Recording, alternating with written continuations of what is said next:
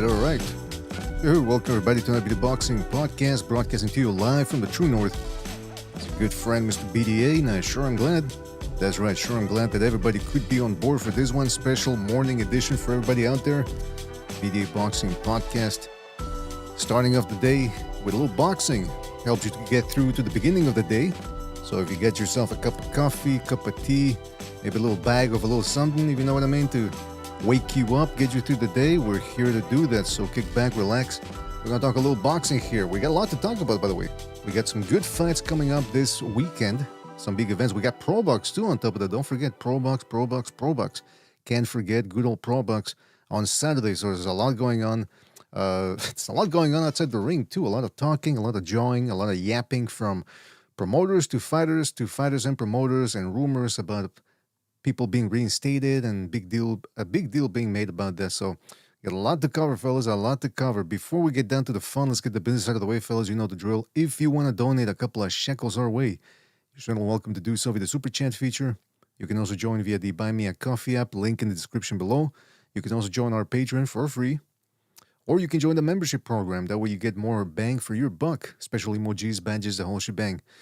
But I must say that the most important thing is you continue to like, you subscribe, and you spread that BDA gospel. All right, so shout out to everybody out there. Shout out to Bentley Magazine, Team Batman Boxing. Shout out to Team Batman, B. Wayne, Joseph Ryan, More BDC, the Zuffa. That's Carl, I believe. Shout out to Carl, Skull Kid, Jay Perez, Guerrero de la Info, excuse me, and many more people to come. I'm sure, fellas, thank you for joining us. Really appreciate it. And I got to tell you again, we got a lot going on, and we were planning to do a preview show rather earlier this week, but things came up, so this is what we get here, a morning show the day before the fights to preview some of the big events going on this Saturday. And I got to tell you, I'm pretty interested in what's going on here. First of all, as it pertains to Keith Thurman versus Sebastian Fundora. I've said it before on this show. Normally, trash talking doesn't really get to me. I don't really like it, especially when it's disingenuous. When you can clearly tell that the animosity between the two fighters, the two combatants, is manufactured, or whether one side or one party is being disingenuous and fake, inauthentic with the trash talk, I say, all right, this character is clearly trying to sell the fight. But with Thurman, even though it's been pointed out that he is the only one selling the fight here, by being very outlandish and braggadocious, nevertheless, it does appear to sell well because he's talking such a big game, and I'm talking from my perspective here. He's talking such a big game, you're thinking, well, maybe he's got something up his sleeve. Maybe one time still has one great performance left in his very flawed career, or maybe not necessarily flawed, but inconsistent career, rather. And, he talked a big game against Pacquiao, and that's really the only time we've seen him lose. So you're thinking, well, maybe he can pull it off. I don't know. And then on top of that, if he can't pull it off, well, then there's also a little bit of a satisfaction to watch a guy who's been so vocal, so vociferous about his chances of winning this fight, that it's almost a little bit like, well, you talked a big game and you couldn't do it, so now you get knocked down a peg. There's something to be said about that. But again, this is a fight that should have happened a while back, but because of injuries and whatever's, never really happened. But Sebastian Fundora, even though he's got a bit of a thin record there, at least on paper, you see, 23 and 1-1, that he doesn't have a lot of fights there. But he's fought some of the best guys out there. Same thing with Keith Thurman. Now, with Fundora, just refresh my memory. When did he turn pro?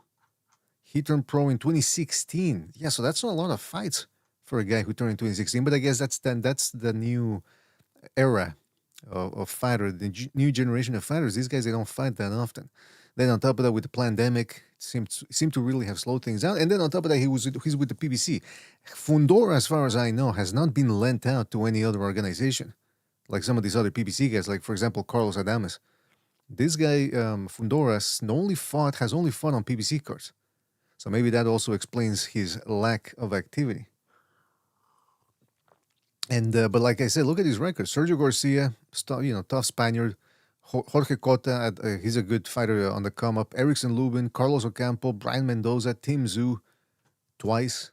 It's a pretty good record. Now he's already 28, so it's not like he's that much of a young buck. Now the problem, of course, is with Thurman. it's been talked about a lot, is his lack of activity. Very inactive in the last couple of years. Has only fought 2 times since 2022. And he is, how old is he? Now you gotta watch out with Champignon.info because sometimes they tell you they're wrong with the age, is what I'm saying. Because I remember with Chicharito Gonzalez, they had him as 39 years old. No, excuse me, they had him as 34. Meanwhile, he's 24. So you got to watch out with that. He's 37, according to Champignon.info. 37. I'm going to tell you something. There's no spring chicken, especially in the welterweight division. So we'll see what happens. Some people are giving him a chance. Some people are saying that he can actually pull off what Mendoza did, which is a left hook. And Keith Thurman has talked about that. We're going to play a clip later on. But I'll tell you my thing here is he's got the legs and the footwork to last. I mean, okay, scratch that. He's got the footwork. We've seen the type of footwork he has that makes me believe and should make you believe that he can go 12 rounds if he chooses to get on his bike. And because, I mean, I got to tell you, one thing that's interesting, he's been hurt at least 3 times that I remember, right, to the body. Against Collazo, against Pacquiao, and against Barrios. And he always makes it out of the round and to the final bell. It really is interesting because you would think, okay, after one time you get hurt to the body, okay, but you know, you stay up, but 2 times, 3 times, you're still up. He's never gone down from a body shot. There's something to be said about that he's always remained upright. And you guys know, if you've ever been hit by a body shot, ooh, that stings. And so you got to give him a little bit of credit for remaining standing upright, even after taking those body shots. And I believe it has to do with a little something with his footwork. The guy knows how to get away from his opponents when he wants to. So now the reason why I say scratch that earlier was because I said he has the legs. That's the big question, though. I don't know if he has the legs left. I don't think any one of us know. The Brock Jarvis fight, that is, fight took place last March 2025. So he's going on 1 year of inactivity. And I know he was supposed to fight Fundora in September, and it was Fundora who, ironically enough, was the one that was injured. But nevertheless, 1 year of inactivity, 37 years of age, has only fought twice since 2022. Not a lot of activity there. So who knows what's going to happen there with him. I tell you what, though, again, he's actually been pretty vocal and active with his mouth in saying that he's going to win this fight. If indeed there is any rust or any injury that we don't know of, because, you know, this guy's as fragile as Beterbiev, maybe even more so, then he hasn't really let on about any injury because he's acting as if everything's all right and he's going to come out and be the winner. In fact, he's already picking fights. He's picking fights here with the crowd. Check this out. So this is for the press conference. Not the press conference, but they did some sort of a sit-down. Look at him. Already picking fights, throwing shirts at people. Throwing objects at people. Look at that. So, and then he's screaming, "Keith one time Thurman. I remember what he said in the first press conference. Remember when they asked, he was like, "How many rounds you want? You want a 5-rounder? You want a 12-rounder? Oh, you want the Hagler Hearns, baby?" And it's like, all right. So he's promising a slugfest of sorts. And I got to tell you, he's got a good, what's the word I'm looking for? He's got a good reason to be confident because Fundora has been knocked down before by Brian Mendoza. But it remains to be seen whether Keith one-time Thurman has that one-hitter quitter at 154 and at 37 years of age. Now, let's fast forward here. They asked, again, it seems like he's banking on that knockout because they asked him about Fundora, and Fundora saying that he's not going to get knocked out, that he's passed the stoppage loss to Mendoza. Check this out. Keith, I seen a recent interview when you said that Sebastian still has a memory of still getting knocked out. And I was like, he seems like he wants to knock this guy out. He said you capping. He said that you don't think that, and that you don't think you're gonna knock him out, and that Sebastian's past that. What do you have to say to that? Look, okay, let's do it from a reverse order. Okay. Let's start with Sebastian is past that. Right? Yeah. He is, right? Yeah. He's done a lot. He's redeemed himself. He's steamrolling. But see, this is what you got to really analyze what Thurman says, right? I'm not talking about that he's scared of being knocked out right now. That's not what I said, right? I said that on a cellular level, that his body, it's not his conscious mind. You know, Keith Thurman always has a way of putting things. I remember one time there was. Remember, I don't know if you guys remember. There was a video where he's hitting the bag, and he's talking while he's hitting the bag, and he's giving a lecture of sorts, and he goes, "People gotta understand about power. It's physics. It's mathematics." I was like, all right. He's trying to do it a cappella there.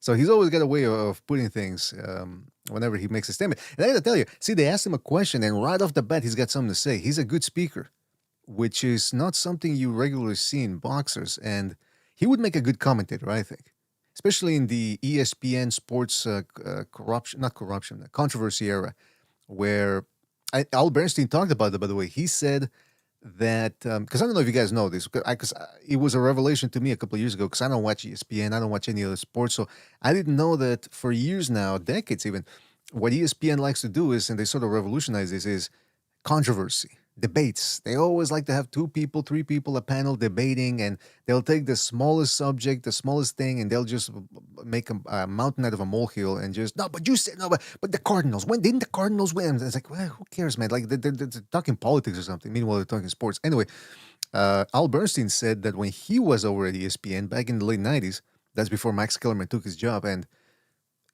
Max Kellerman took a lot of people's jobs. But anyway, the point is, now, did he take his job or who was it? I forget who. Anyway, I forget who they replaced Bernstein with. But anyway, the point is, he was at ESPN. He said that late in his tenure, the guy at the truck, the editing truck, was talking to him on his earpiece and saying, come on now, give us a little bit of the Howard Cosell. He's like, what? In other words, he said he was getting, the guy at the truck, the producer told him things were getting a little stale. There wasn't much to talk about. Try to dig out some controversy. And Al Bernstein just remained quiet and then just continued doing what he was doing. So he said that that's when he was starting the whole controversy this, controversy that. So what I'm saying is Keith Thurman would actually fit that bill because he's very good. He's a very good speaker. And on top of that, I'm pretty sure he could turn any subject controversial. That's the type of guy he could probably be. He's very good with words is what I'm saying. It's a compliment. It's a compliment. And even if he even if you don't keep it controversial, whatever, he's a good speaker. I mean, listen, they threw him a bunch of questions and he answers them straight right off the bat. He's got something to say. Unlike some of these other fighters, there's a lot of them out there. They ask him a question. I don't, I'm just going out there and do what I do. And again, if that's who they are, fine. Don't try to be something you're not. But I'm just saying, it's rare to have a guy who knows how to speak. And we forget about that because we haven't seen a lot of Keith Thurman in recent years. Man, you got to understand psychology, people. This is his subconscious. Okay. This is in the back of the hemisphere. That when I hit him, I can hit him on the arm. I can hit him to the body. I can hit him on his cheek. I can bust him in the nose. That heavy hitter, the first time it hits him, he's going to know that he's in with a real puncher. This is boxing. You got people who box. You got people who tap, tap, tap, tap, tap, tap, tap, tap, tap, and you got people that rock it. Bop, bop, bop, And so when he sounds like Fu breaking down a fight. Oh, no, excuse me, not Fu, because Fu's the one who does the. But Thurman sounded like Floyd Mayweather Sr. No, instead of going bang, bang, bang, you gotta go bing, bing, bing. It's like great instructions there, Floyd. But what was I gonna say? So yeah, but he makes a good point though. Some guys they hit hard. I mean, every professional boxer to a certain degree hits hard with those little 8-ounce, 10-ounce gloves, and these guys train to punch. But then you got guys that even at relatively speaking, relative to other boxers, they just hit hard. And if you talk to enough professional boxers or you read enough interviews from professional boxers, particularly the ones that are retired, because they're a little bit more honest about what went on in their careers, they'll tell you, man, this guy hit like a fucking mule. Excuse my language, though, by the way. I shouldn't be swearing this early in the morning. Where's my... You blew it! I know. There we go. I'll censor myself. But yeah, so Keith Thurman does make a good point. Like, he wasn't exactly a knockout artist at welterweight, especially against the biggest, the best opposition out there. But he did stun Sean Porter twice in that fight. He rocked Danny Garcia early in their fight.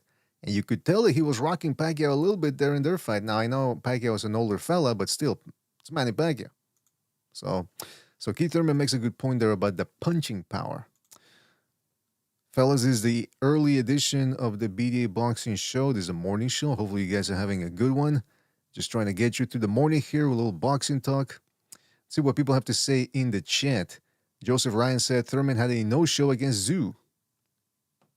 That's right, he didn't. I mean, That was the old Guatemalan snatch away when he was supposed to fight Zoo back in early 2023, and then all of a sudden, oh, he pulls out. I guess he pulled out on the cellular level, right? And then they put in Fundora. And, not for nothing, but there was a Ring Magazine article that was saying, if that fight doesn't happen, Tim Zoo's career could have probably been a lot different. Team Batman Boxing says, remember when he cut his mouthpiece and still punched? Yeah, he has the wherewithal to get hurt and still catch his mouthpiece on his glove and just start moving. The Zuffa Rouge says, Thurman has had 8 minutes of pro boxing in 4 years. That's insane. That is absolutely insane. I mean, and the last guy he fought was Barrios. And again, that was 4 years ago when he was 33 years old. Or 33. That's age. I mean, think about it. The last time we saw Thurman, he was significantly younger. 33 to 37, that's quite significant in boxing years. So it's a shame that Thurman's been out for so long, man, because he could have made things a lot more interesting since then.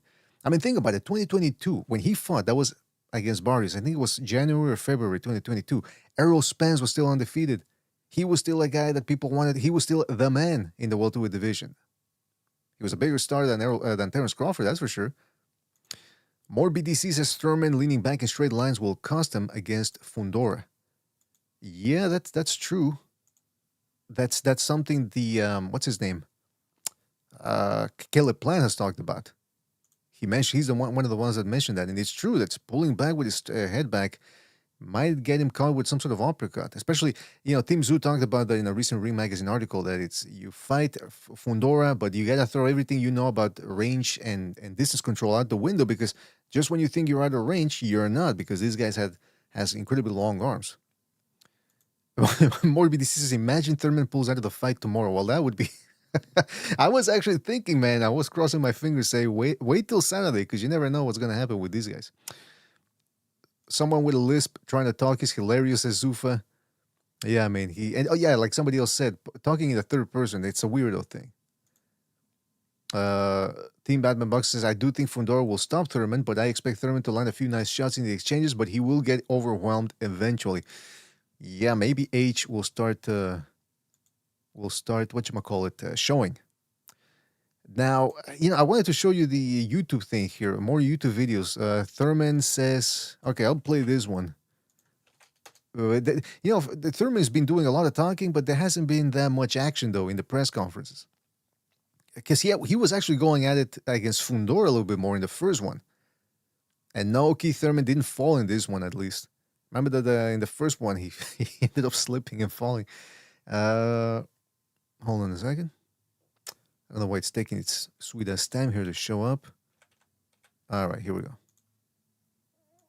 But there's always somebody out there who's got your number, man. Always somebody, and I believe I got it. Plus, your man Mendoza here, we were just chatting. He gave me the cheat code. He said, it's up, left, down, move to the left, move to the right, check hook. Then give him the right, night. All right? So we're going to give you that flashback, baby. Don't worry. You might have forgot. It's okay. I don't know. You see his face? You remember a little bit? A little bit, you remember it? Don't worry. I'll help you remember come March 28th, all right? Thurman is looking, his face is looking slimmer now. He's looking quite slim in this video here. Possibly cutting weight. Obviously cutting weight, because he's actually pretty broad-shouldered there. So I don't know how much he has to cut, but I was going to make a hair joke. But anyway, listen, the point is this. He's saying that he's got the cheat code, right? Left, up, down, Shoryuken, and that he's going to knock. But I mean, if he's banking on one shot, it's not a good strategy, because hopefully plan A is, before you start thinking about knocking out Fundora, you better start thinking about whether you can beat him, whether you can decision him. So, but he's evidently trying to get a little bit under Fundora's skin there, saying, yeah, that knockout, don't forget, it can happen. It can happen. Here's another clip here, real quick, of Keith Thurman, for some reason, looking grave. What's the word I'm looking for? Solemn. He's not looking too happy. Check this out. All right. All the random politics. Love you. One to it, man. Over to you, Sebastian. Hold on, I gotta fast forward now because I don't. All right, here it is. Check this out. So Fundora is on talking. Over to you, Keith. As we. Why is he scowling? What the hell is wrong with this dude? So is he holding it in or something? He's got to go to the bathroom. We all know Fundora, one of the most unique world champions. I mean, hey, it's fight week, cutting weight. It's time, some fighters get mean on fight week. Let's see what's. I didn't want to say anything. B. Wayne said it for me. He says Keith needs to find a cheat code for his hairline. Oh man, people are awful, man.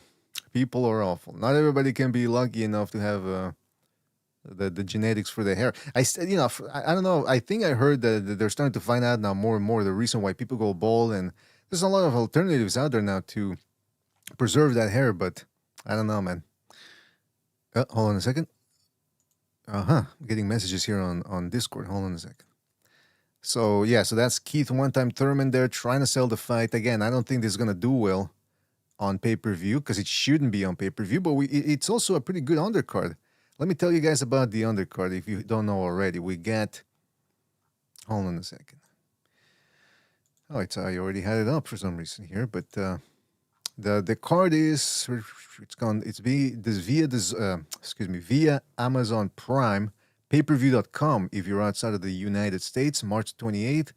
Starts at 8 p.m. Eastern time, and like I said, pretty interesting card, not pay-per-view worthy, but hey, it is what it is. You got Elijah Garcia, who at some point was looking like a pretty good prospect when he beat the crap out of Resendiz, and that was after Resendiz had beaten Jared Hurd. He's taking on Kevin Newman. Kevin Newman the second. Hopefully he's better than Kevin Newman the first.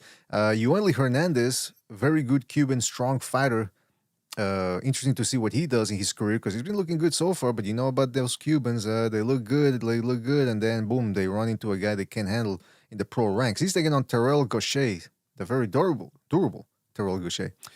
Yoenis Tellez versus Brian Mendoza, that's a good fight. Tellez needs to redeem himself after losing to Barao. And Mendoza, of course, has that one-hitter quitter with that left hook. That's why they call him the Bullet. They don't call him the Bullet for no reason. And then, of course, the main event, Fundora versus Keith Thurman. I see we got Sobers joining us here. Sobers, are you there? Yep, am I coming through clear? You're coming through loud and clear, man. I tell you, Sobers is available 24/7. He's like 1-900 service there. I'm always here, baby. I'm with the suicide hotline. If you feel alone, you feel isolated, and no one else is listening to you, you have nowhere to trauma dump, call me, baby. There you go. Good to know, reliable Sobers. Sobers, what do you think about this fight, this card on Saturday? Fundora versus Keith Thurman. Anything that piques your interest about this fight, the main event, the undercard? Look, man, I've been waiting almost a decade to see Thurman get his ass whooped one more time. Oh. One more time, you know? How differently do you think his career would have been had he not been inactive since 2019? Because really, 2019, he didn't fight at all. 2020, no fights. 2021. If we would have seen him in his prime against Errol Spence, against Crawford, how do you think those fights would have gone? Well, we'll never know, BD. That's the one thing I really do have against, like a grudge I have against Keith Thurman, right? Because he was someone who sold himself as, you better, like I think I said this shit before. He was real brave. He was real tough when he was trying to punk out Paulie Malignaggi, right? You better not duck me, son. You know, screaming at him from across the room and shit. I remember that. I remember how he used to be, how he's all, like how he is against Fundora. Like, oh, up, down, left, right. You know what I'm saying? Making these. It was funny, too. I was listening to you, BDA, when you're like, you know, Thurman's pretty intelligent. You know, he knows how to talk some shit. And then immediately after that, he goes, It's so true, they man, call these yeah. stupid ass noises. Yeah, I mean, he was doing well until... You wrong? Yeah, he was doing, he was doing well until he started doing the Floyd Mayweather Senior. Bing, bing, bing. Bada, boom, boom, boom, boom. Yeah. Hey, remember he did the same thing with Pacquiao. Yeah. Manny Pacquiao. T-Rex are... That shit was funny, bro. You know, But ever since that Pacquiao fight, bro, he's been ducking and dodging any real fights. He never fought, like you said, he never fought Errol Spence. He never fought Crawford. Those were the dudes everyone wanted you to fight. Those were the guys, right? Because Sean Porter, he was all right. You know, he wasn't a bad fighter, but they ran a train on his ass in the welterweight division. You know what I'm saying? Like anybody, anybody who's world level got through him. Kell Brook got through him. Spence got through him. Crawford got through him. You know what I mean? So it's like, okay, is that the best win on your record? I hope not. Because it's a solid one. It's not like, a Hall of Fame winning. It's not a Hall of Fame earning win, and neither is Danny Garcia, the junior welterweight who was fighting Rod Salka before he fought you. You know what I'm saying? So I don't like it. This fool's his whole career is like low key been fraudulent. He's like one of the last of these PBC dudes. And what they try to do to him with Pacquiao is they try to, do that passing of the torch. You're fighting an old legend, blah, blah, blah. You knock him out, you take a clout, and you move on to fight another undefeated American. Yeah, that's true. In fact, I was surprised that they gave Pacquiao the decision. If anybody's curious, go rewatch the release in the Exactly. Because I But thought ever that, since then, BDA, Mhm. he's been ducking and dodging any real fights. That's what I'm saying. It's like, I feel like you brought it up earlier too. Like Tim Zoo's career could have been different. I believe that. I feel like Tim Zoo, they kind of lured him into the PBC with the promise of a Thurman fight. You know what I mean? They were bullshitting him around, having fought Gaucher in the Armory in like Wisconsin or some shit. He was some Australian dude fighting in Ohio. It didn't make any sense. And like it was like they're even honey dicking. They honey dicked him to the point where they got him beat by Fundora. And even afterwards, BDA, they're still making him think that he was going to fight Thurman, to the point where Thurman went to Australia and had a tuna fight in Australia. So I feel like this dude's like just a liar. He was probably telling him, yeah. I'm gonna fight your guy. I'm gonna fight your guy. Yeah, give me a fight. Give me a check in Australia. Let me get a warm up fight, and then I'll fight your boy Tim Zoo. And he never did. He never did. He goes to cash in against what's his name, Fundora. But this is what I like, BDA, because just how we seen in when he fought Pacquiao, it was trying to be like a passing of the torch, right? We know who they wanted Thurman to knock out the older guy and move on. Even today, I'm hearing these guys doing the advertisement for Thurman versus Fundora. They still low key want Thurman to win another title. I hear that the mainstream media, these guys are like, well, how can Thurman win? Well, he can do this. He's still smart. And like, they're all just trying to find the best way for him to win. And then when they're like, Fundora's like, well, Fundora, he's good. He's going to sharpen up his defense. And like, they don't give a shit. They don't want Fundora to win. Low key. You know what I'm saying? But this is a perfect situation, bro. This is a passing of the torch now. Now we'll see if Keith Thurman is put in that position and if he can hold it down like Pacquiao did against him. I don't think so, right? Because this is one thing I heard, right? These guys were talking about, Keith Thurman's still good, but his father time caught up with him. It's definitely caught up with his hairline. You know what I'm saying? Oh, come on. Is that necessary for you? People keep making the hair jokes. Hey, by the way, I'm gonna call Carl, so it's gonna take us to another group, right?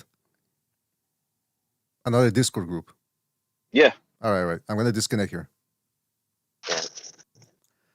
Yeah, it's true though. It's with Keith Thurman, man. I mean, it's should I call everybody else here? Yeah, I'm gonna call everybody just to see if anybody else jumps on. But what was I gonna say? Yeah, so it's one of those things, man. With Keith Thurman, did he really not want to fight those guys? I don't know, man. But one thing's for sure is apparently that the injuries appear to be legit. I don't know. But he does a whole lot of jawing, and we'll see what happens this Saturday. Because again, it could be the end of the road for Keith Thurman. And if it is the end of the road, that's the other thing. People keep asking Keith Thurman, do you think what does this fight mean for you? He goes, Hall of Fame. They bring up Hall of Fame, and like that's what I'm saying. Yeah, like you said, look at his two best wins. Sean Porter and Danny Garcia. The Garcia fight was 2017, 9 years ago. That's his. Think about that's a decade ago. That's his best win, a decade ago. What has he done since?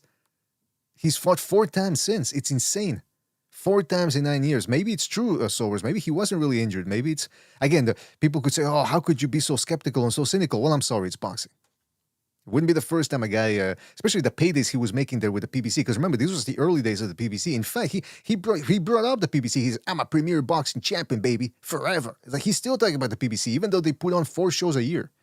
But he made some good money fighting once a year. And maybe that's the reason why he hasn't been all that active. Well, why continue fighting when you're making bank, staying at home? He says that when his girlfriend or wife, whatever, brought up the fact, because he says he was fuming after the Pacquiao loss, and she said at one point, "Nah, it's just a fight," and he got super fucking angry. He says, "It's just a fight. It's my life," and blah blah blah. So it makes a certain, if you believe him, then yeah, he does care about his career. All I'm saying is I'm a little skeptical. That's all I'm saying. We got Carl, we got Sobers jumping in here. Fellas, thank you for joining us. So, Carl, what's up, man? Hi, fellas. Can you hear me? I can hear you, man. Yeah, hey, mate, I just wanted to start by saying shout out to Tim Zoo. This is actually Tim Zoo's card. If you notice, there's There's three former opponents of Tim Zoo's on this card. There could have been a fourth, but one pussy pulled out with a torn labia. So I just wanted to give Tim Zoo a shout out, mate, because if I can be Torn honest, labia. in the last two, if I can be honest, there's only one guy at 154 pounds that's actually been willing to take challenges and test himself, and that's definitely Tim Zoo. So shout out to Tim Zoo for this card. I still won't be buying it. I'll be on Team Firestick. $75, they can jam that right up their ass. Uh-huh. Well, at least you're... Oh, Carl, you'll be at the taqueria watching it. You know what I'm saying? With your Mexican homies. Oh, man. Well, you listen, I don't blame you, man, because this is really, as far as PBC cards go, I know they got to put most of it on pay-per-view nowadays, but this is really not worth it on pay-per-view. I mean, I'll purchase it because I have to, but I mean, it's rough out there, man, with these cards sometimes. But I will say this, man, Keith Thurman, we'll see what happens, but it's been a long time coming, and this is the first time he's fought in over a year, so almost over a year. No, yeah, over a year. So we'll see what happens, man. We'll see what happens with that card. Also, on Saturday, so this is going to be about 5 p.m., 6 p.m. Eastern time, because it's from England, and that is, of course, Moses Itauma, the anointed one over there in England, taking on Jermaine Franklin. Franklin is a good test here for Itauma. And of course, Itauma, the reason why he's very dangerous is because he's a southpaw, but that's not all, obviously. He's a southpaw with incredible speed and power for a guy his size. He's about 6'4.5" inches in height. So don't, again, I always show champignon.info here, but I've told you people, you gotta watch out there with the stats on champignon.info because they have Itauma listed as 6'2.5". Look at that. That's always not. And the reason why I bring that up is because I was rewatching the Dylan White versus Jermaine Franklin, and I said, "Whoa, Dylan White looks taller than Franklin." All right, I don't know if it's because Dylan White fights in a more upright mummy stance, but I said, "All right, he's taller than Franklin." And then I watched the Itauma versus White fight, and I go, "Wait a minute, Itauma looks taller than White? What the hell?" And yes, Itauma is 6'4.5", and Jermaine Franklin, unless they get it wrong, is listed as 6 feet 2 inches tall. He might be more like 6'1.5". So he's up against Itauma. Itauma is way younger. He's 21 years old. He's faster, hits harder. He's a southpaw, like I said. On top of that, guys, is this a fight that ends early for Moses Itauma? I think it does, mate. I think it does. Look, and I'll be honest. What happened to all this talk of the new youngest heavyweight champion in boxing? What happened to all that talk? What happened to this Moses Itauma being the next Mike Tyson? Well, what happened to all that talk? And then Frank Warren says that Moses isn't going to fight a champion for another 2 years. He says that late last year. That come out of his own promoter's mouth. I don't know, man. I think it's just these guys just got to get a move on. And I think Itauma he'll walk through this guy pretty quick. He's a 13-1 underdog. I don't give him a chance. Yeah, I'm a little scared. In the build-up to this fight, I was thinking, yeah, maybe Franklin's durable. He's pulled off a couple of upsets. He went 12 rounds against Joshua. But the more I look at it, the more I think, yeah, this is very good matchmaking from Frank Warren and Queensberry because, again, Franklin's smaller, slower, older. And again, would I be surprised if he pulled off an upset? Yes, I would be surprised. Anything can happen in boxing, but it's just he's up against it against this Itauma kid. The way I could see Franklin winning, and I've said this in the build to the fight, is if Itauma hurts him early, tries to finish him, hurts him a couple of times in the early rounds, but then goes a little bit nuts trying to finish him, and by the time he's trying to recoup, Franklin starts coming on strong and stops him. But then again, Jermaine Franklin, he's not even that big a puncher either. I mean, he couldn't really put a dent on Dylan White, and by then Dylan White, that was in 2022, he was already pretty much past it. So the fact that he couldn't really hurt him says something. Couldn't really put a dent on Joshua either. And I know Joshua, some people have overrated his glass chin a little bit. In other words, I'm saying people have made too big a deal of him having a glass chin. But again, couldn't really put a dent on Joshua. And then this last guy he fought, Ditchko or whatever his name was, I don't remember him hurting him either. So if he doesn't have power, he doesn't have speed, the best thing he's got going is maybe he can outwork Itauma, but even then he'd have to get close to Itauma. Again, Itauma is very quick for a guy his size, so I don't know, man. I don't like his chances here. What the hell's going on with Sober? Sober's dying. Sober's you okay? And what? I bet I've spoken. Oh, okay. Thought he was getting into a fight or so. I thought he was getting into a fight or something. It sounded like a struggle there. But yeah. So what do you guys think about this fight? Carl, you already gave us your thoughts. I don't know if Sobers you want to go. I think Franklin's probably best attribute is he has a pretty decent chin. Mm-hmm. You know, I seen him fight Joshua, and Joshua was landing clean right hands on him. And he really couldn't hurt him. So, and I think Joshua's right hand is it's exceptional. You know, throws it with good power, good technique. So if he lands it clean on you, I expect him to hurt you. So I was surprised how many clean right hands Franklin took from Joshua. And you know, like I said, I think his best attribute is his chin, and I don't know. I don't know if he'll be able to last 12 rounds with Itauma because he's just bigger than him. It's like you're saying, bigger, faster, stronger. You know, like this is good matchmaking from Warren. This guy's a little bit older now. He's probably a little bit softer. You know, he got softened up fighting these other guys. And yeah, we'll see. I don't know how to. I mean, obviously, I'm leading Itauma, but I'm trying to think if I think he'll get a knockout or not. Well, He probably will. I was surprised when he did that when Itauma knocked out Dillian White so easily. He brutalized that motherfucker. So I'll tell you Yeah, what. first round. I'll do the Wasn't same to Franklin. There's somebody out there that doesn't really think that win was on the up and up. We're going to talk about that in a couple of minutes here, but I wanted to single out here. Team Batman Boxing says exactly. Franklin doesn't have the offensive ability to do much. He will either survive till about halfway or get stopped early. Don't see it going 12. Yeah, I think, like you guys were saying, the matchmaking here is, look, this Franklin went 12 rounds against Joshua. He pulled off an upset in his last fight. Now look what Moses Itauma can do to him. I think that's the selling point here is, can Itauma stop Franklin? And is that the expectation here? In other words, if he doesn't stop Franklin, is that a knock against Itauma? I think so. Yes. I think so. Definitely. I mean, let's be honest. I mean, Franklin's claim to fame is going the distance and losing against Anthony Joshua and Dillian White. Like, that's his claim to fame. Mm-hmm. That's his best two opponents, and he's lost to both of them. But he did go the distance with them. So, you know, if Itauma and like, let's keep it a buck with Franklin. I mean, he hasn't been exactly setting the world on fire with activity, has he?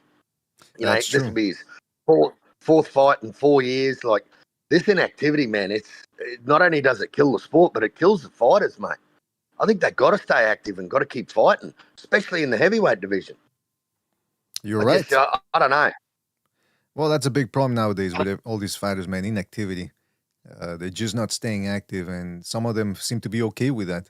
Now, Franklin, though, I don't know if he's already planting seeds for a little discontent here, but he's saying that he doesn't expect a fair shake in the UK. He says, it just means in order to win, I have to knock him out or beat him in a great fashion and make a statement. So far, nobody has been able to get close to Itauma, who has knocked out his last 9 opponents inside the opening rounds. Okay, so they're giving you that stat. But yeah, he's saying that in order to win, he has to knock him out. Tim Bradley also said something along the lines of, make sure you go to the right corner, pick the corner you want. So he started sort of saying that Bradley was also saying he can't really get a fair shake, Franklin can't, in the UK. And then he had this to say about the White fight, the Moses Itauma versus White fight. Check this out. Like I told. By the way, he's walking around with a hoodie on. I hope none of the neighbors call the cops or anything. Because look at him, man. He's looking like, look at his face, man. You see that dude? It doesn't have anything to do with race. Just look at him. He's walking, screaming into a phone, talking crazy into a phone. Oh, you know, you're going to do it, like sounding like Bill Cosby. I mean, I would call the cops. I'm That's how I sorry. look talking to people on YouTube. Excuse me? That's how I look talking to people on YouTube. Well, add a little coughing, and yeah, that's you, man. Yeah. But again, Something's going on with this guy. He's I don't know if it's a CTE or what, but he's devolving. You know what I'm saying? I don't know if he's like doing it on purpose or he's like trying to get more attention for like off the internet, but he's devolving. He's acting more and more ignorant, like every video. My bad, but go ahead. if I could be honest, like, to me, he kind of reminds me a little bit like Southpaw. He's starting to sound like Southpaw TV. He's kind of going in that lane. And, yeah, some of his takes, man, like, he's definitely been punched in the head too many times. Definitely been punched in the head too many times to make decent decisions in life. Because, yeah, that guy needs fucking help. Is it possible that he's just this. Because again, he's got a YouTube channel. He's not working with Top Rank anymore, unless maybe they. I mean, I don't think they're gonna bring him back, unless Top Rank has. Because again, it's a non-exclusive deal with the Zone. So maybe if they start airing fights somewhere else, they'll bring him back. But he's got a YouTube channel now, and he's doing well there. So maybe he's thinking, well, I gotta sort of act clownish a little bit so that I can Is he do. panhandling? Is he getting? Has he got like a legion of fans that he can panhandle? Is he making much panhandling? I don't know. Yeah, but they call him the Brad Lights. From boxer, so from boxer to LDBC light, huh? Yeah, he's trying to ride the fence a little bit with that. And again, some of his. But let's listen to what he has to say, because I haven't even really listened to this clip. I just saw the headline there. But again, like I told y'all, just go back and watch that white fight, man. Go, man, come on now. Not accusing anybody of anything, but I just said it was a weird stoppage. Oh, it was so weird. Yeah, White was like, White came to life when the referee was like, wait, I'm fine. Yeah, you was Drew. Oh, you was out. Oh, man, we win an Oscar.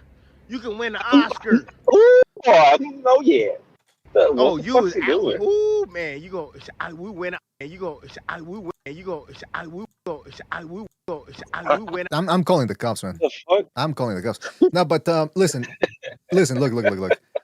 Fighters, sometimes they have good instincts. When they watch something, they go, okay, something's fishy here. So listen, fights, can they be fixed? Can they be, maybe Dylan White has tasted, because again, if you rewatch that fight, and I rewatched it earlier this week, I was shocked. I forgot how fast Itauma is for his size. So maybe Dylan White got caught. Maybe he did get stunned. He said, you know what? I'm laying down now. I'm too tired. I'm too old for this. Well, there you go. Yeah. So Bradley maybe has a point then. Yeah. I for sure think that Dillian White kind of laid down in that fight, and it happens. These guys do that. And I was and everyone was expecting more from Dillian White because he came in like the best shape of his career. He had like a 6-pack or something. Or I just remember him like coming like, what the hell? Like this was in shape all of a sudden, and then this fool gets just like stopped in one round. Mm-hmm. That's how fake fights look. People say Kovalev threw the fight against Canelo, whoop-de-woo and stuff like that. You don't fake it for 11 rounds and then get knocked out. Mm-hmm. You know what I'm saying? You fake it for 30 seconds, and then as soon as they land something that feels kind of solid, whatever, you flop, you backflip.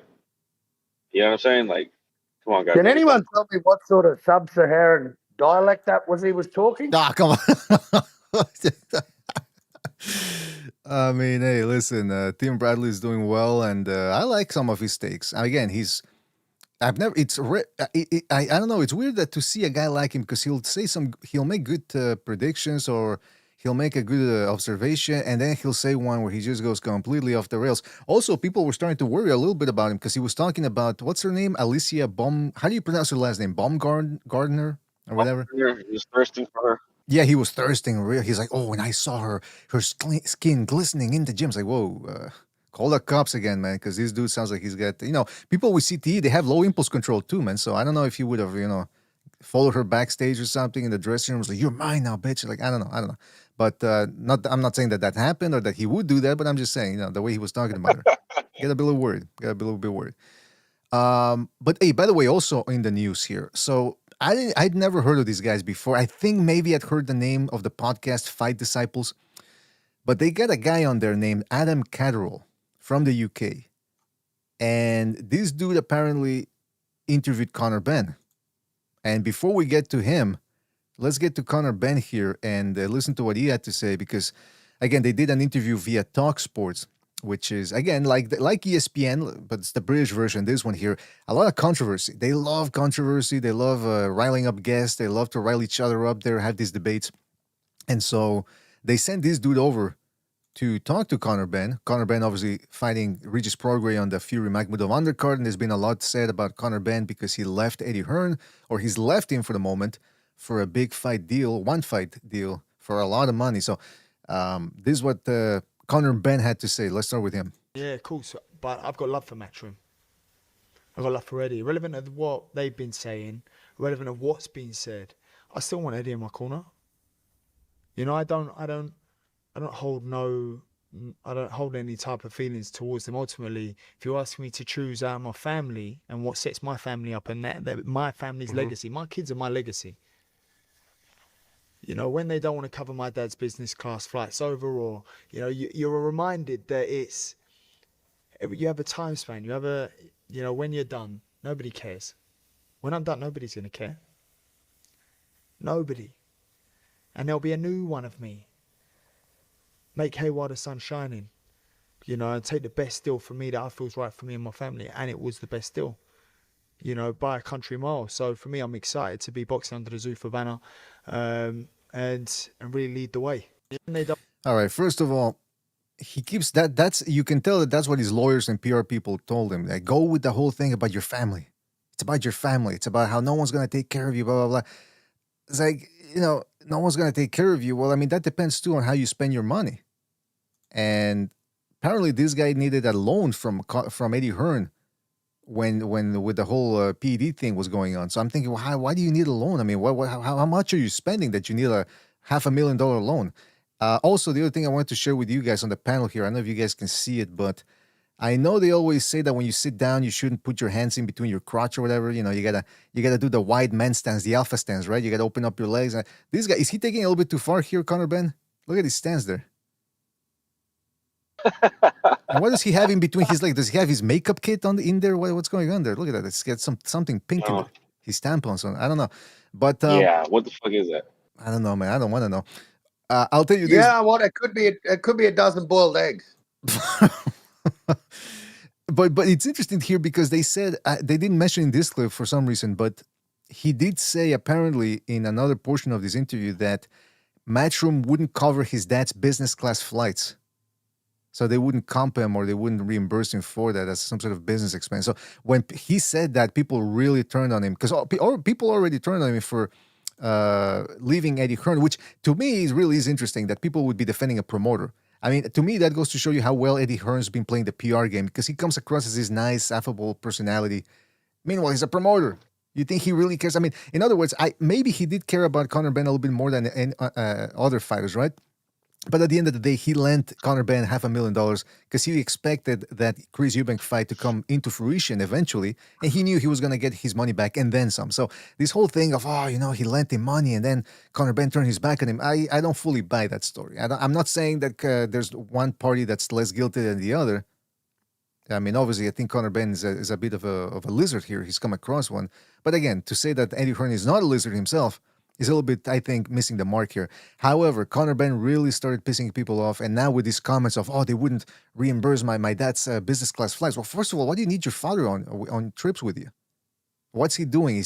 If he's working if you have a company, right, and he's working for you under that company, then I could see it. But I don't know. Conor Benn really coming across bad here, fellas, with the whole business flights and my family. I'm family. They didn't want to pay for my dad's flight. Shut up. He's coming across bad. But then a little entitled, right? A little. I mean, yeah, man, for sure. I mean, this dude, remember, Nigel Benn made a lot of money in his career, so you have to assume that Conor Benn grew up. He didn't grow up like the normal fighter does. You know, he probably had options outside the ring. But he's been a good fighter, though. I mean, I like his style. I like he's a comfort style. He's got a comfort style. But this whole thing of Bucho and I were talking about this, and I think we sort of mentioned this a little bit too when the news broke out of Conor Benn leaving Eddie Hearn, and the reason why he said that he didn't really want to talk to Eddie Hearn, he made it seem like, I didn't want to get into it with Eddie Hearn because I know we were both going to be fuming, and I was like, what? Eddie Hearn is a pretty calm guy. So Butch is the one that pointed out, like, you know what happened? His handlers, Conor Benn's handlers, probably told him, look, don't talk to Eddie Hearn on the phone because we know you're the hothead. And he is. Conor Benn's a hothead. You see how easily Chris Eubank Jr. got under his skin. This dude starts fucking raging. Conor Benn's got anger issues. Or when people would bring up the whole PED thing, he starts getting defensive and super angry. It's like, dude, you failed the test, man. I mean, it's like Canelo, too. I remember I used to make fun of him, but when people brought up the test. Now, Canelo had seemingly had a better case of redemption with the whole meat thing, the contamination. But he also would get pissed off when people would bring it up. It's like, hey, man, you failed the test. People are going to bring it up. And the same thing with Conor Benn. Like, he gets very angry when people bring that up. It's like, come on, man. I mean, you gotta handle things with a little bit more tact. But interestingly, Well, even look at Ryan Garcia, BDA. I mean, he'll be forever known under a certain group of fans as a drug cheat, mate. Like, yeah, you know, against Ryan. I mean, we'll never forget what happened to Devin Haney in that fight. No one will ever forget what happened in that fight. But I mean, Ryan will be forever known as a drug cheat. right. And then listen, I mean, we, boxing fans, we have the right to do so because, we cast aspersions on people who are associated with snack as well, or people whose gloves explode, not just once, but twice in the span of 5 years. So I think we have a right to look at fighters that way. Now, of course, there is a difference between calling a guy a cheater when he's being exonerated and people still want to call him a cheater. But then, hey, it's the same thing with Snack. It's, no one from Snack's ever failed the test. Well, no one from Balco, which was pre-Snack, ever failed the test either. But turns out that they were all juicing. So we can be skeptical. Now, I'll say this, man. The guy who was interviewing him, Adam Catterall, apparently he got more flack than Conor Benn because this dude ended up throwing him a bunch of softballs in that interview. It was a fluff piece interview. That's what people are saying. Again, I didn't listen to all of it, but enough people are saying it to the point where it's like, okay, it seems to be that's what it is. And then on top of that, the guy Adam Catterall admitted that he turned it into a fluff piece interview. Now, the reason why this is egregious is because Adam Catterall apparently was talking about the PD result from Conor Benn for years now. He was very adamant and vocal about, like, when somebody's got to ask him about it, and people had to press and blah, blah, blah. And then when he finally got a chance to sit down with the guy, he threw him a bunch of fluff questions, a bunch of softball questions. So, for example, this is what somebody had to say on Twitter. Rob Boxing Shaw said, hold on a second. Let me zoom in here on this. He says, Adam Catterall was so vocal on the Daniel Kinahan situation until Pro Bellum gave his podcast a contract, and he never said Daniel's name again. He was also savage on the failed Conor Benn drug test until Dana White gave him a few quid to push Zuffa and keep quiet. He's turned off his comment section. All tweets from him are gone, and his podcasts have been deleted. Get in the bin, trash. And the guy ended up, Adam Catterall ended up explaining himself or giving an explanation. He said, hold on, where is it? Anyway, I'm looking for the actual tweet where he said, no one's more disappointed in the interview than I am. I really fumbled, I dropped the ball, and I'm sorry for that. And I'm thinking, well, it's interesting when somebody apologizes and admits wrongdoing, it's kind of hard to keep going at him, right? Because it's sort of admitting wrongdoing sort of diffuses the situation. But I'll tell you why this appears disingenuous, because after years and years and years, apparently, of going at Conor Benn, and then he doesn't do it, when he finally gets a chance to sit down with the guy, and then he admits wrongdoing, it's like, yeah, I dropped the ball. But the question is, why didn't you ask him those questions? Why did you drop the ball is what I'm asking. And some people could say, oh, come on, you shouldn't be pressing the guy. He's already admitted he's wrong. Yeah, but when it comes to a media journalism, whatever type of situation, you got to wonder, you knew that this was a pressing issue. Why didn't you ask him this question? Okay, you're admitting you're wrong, but why did you fumble the ball? What happened? Did you at least if you would have said, oh, I'm sorry, it escaped my mind, people wouldn't believe it, but at least he's offering up a reason. The problem is he's not offering up a reason. So am I explaining myself correctly here about the issue at hand and why his explanation doesn't really quite cut it? Or oh, by the way, let me read a super chat here from Sid Boxing FU. Shout out to Sid Boxing, who says, I am English and I can't stand Benn or Hearn, both a couple of scumbag fucks. PBC card is only $49.99 here. Oh, well, lucky. Only £49.99. Well, I mean, it's not bad, but it shouldn't be pay-per-view at all.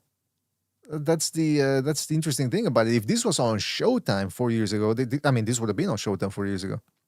The fact that they have to put it on pay-per-view is quite disturbing, to say the least. But shout out to Sid Boxing FU. And yeah, he's saying Eddie Hearn and Conor Benn, they're both, again, Eddie Hearn's very smart, man. He comes across as very likable because probably he is on the surface level. But he's still a promoter at heart. So I don't understand these people. I understand, though, why people sort of take sides here. But again, you never know what's going to come out one of these days. But yeah, Adam Catterall, that's the thing I'm saying here is he should have told the public, why didn't you ask him these questions? It's almost as if, what I'm saying is this, let's say Dana White or Sky Sports, because remember, Zuffa TKO is going to be on Sky Sports now. So let's say Sky Sports somehow got in bed with this dude Catterall, and maybe now his podcast is going to be sponsored by Sky Sports or something, right? So now he can't go at Conor Benn as hard as he wanted to. So he says, "Fuck, what do I do? I'm gonna have to ask this guy softball questions. Okay, I'm gonna ask him softball questions, and then I'm gonna admit that I dropped the ball, and people are just gonna forget about it in a couple of weeks." Maybe that's the reason why he's admitted the wrongdoing, because he doesn't want to get into the reason why he fumbled the ball. You see what I'm saying? See, that's what I'm trying to articulate here, that the reason why he doesn't want to say, in other words, the reason why he doesn't want to reveal why he pulled the hard questions, the difficult questions, is because of the reason that maybe he's in bed with Sky Sports now. Or I don't know. The fact that some people are saying that he turned off the comment sections for his tweets. Apparently, he already did that weeks ago. Some people are saying, oh, he was preparing. But the fact is, he also he deleted tweets on top of that. And some of the old podcasts are deleted as well, or made private or whatever. They're not available anymore. So, I'd never heard of this guy before. And then on top of that, the day after, they were having the Itauma versus Franklin card or press conference. And this is what he had to say. That was what came out of the conversation yesterday. Yeah. Adam, we may as well talk about the elephant in the room. You're being extremely self-critical. You've even apologized for certain aspects of that interview. Fanny. There was absolutely no need to... Somebody called him Fanny. Did you hear that? Somebody said Fanny. Of that interview. Fanny. There was absolutely no need to offer any apology as far as we're concerned.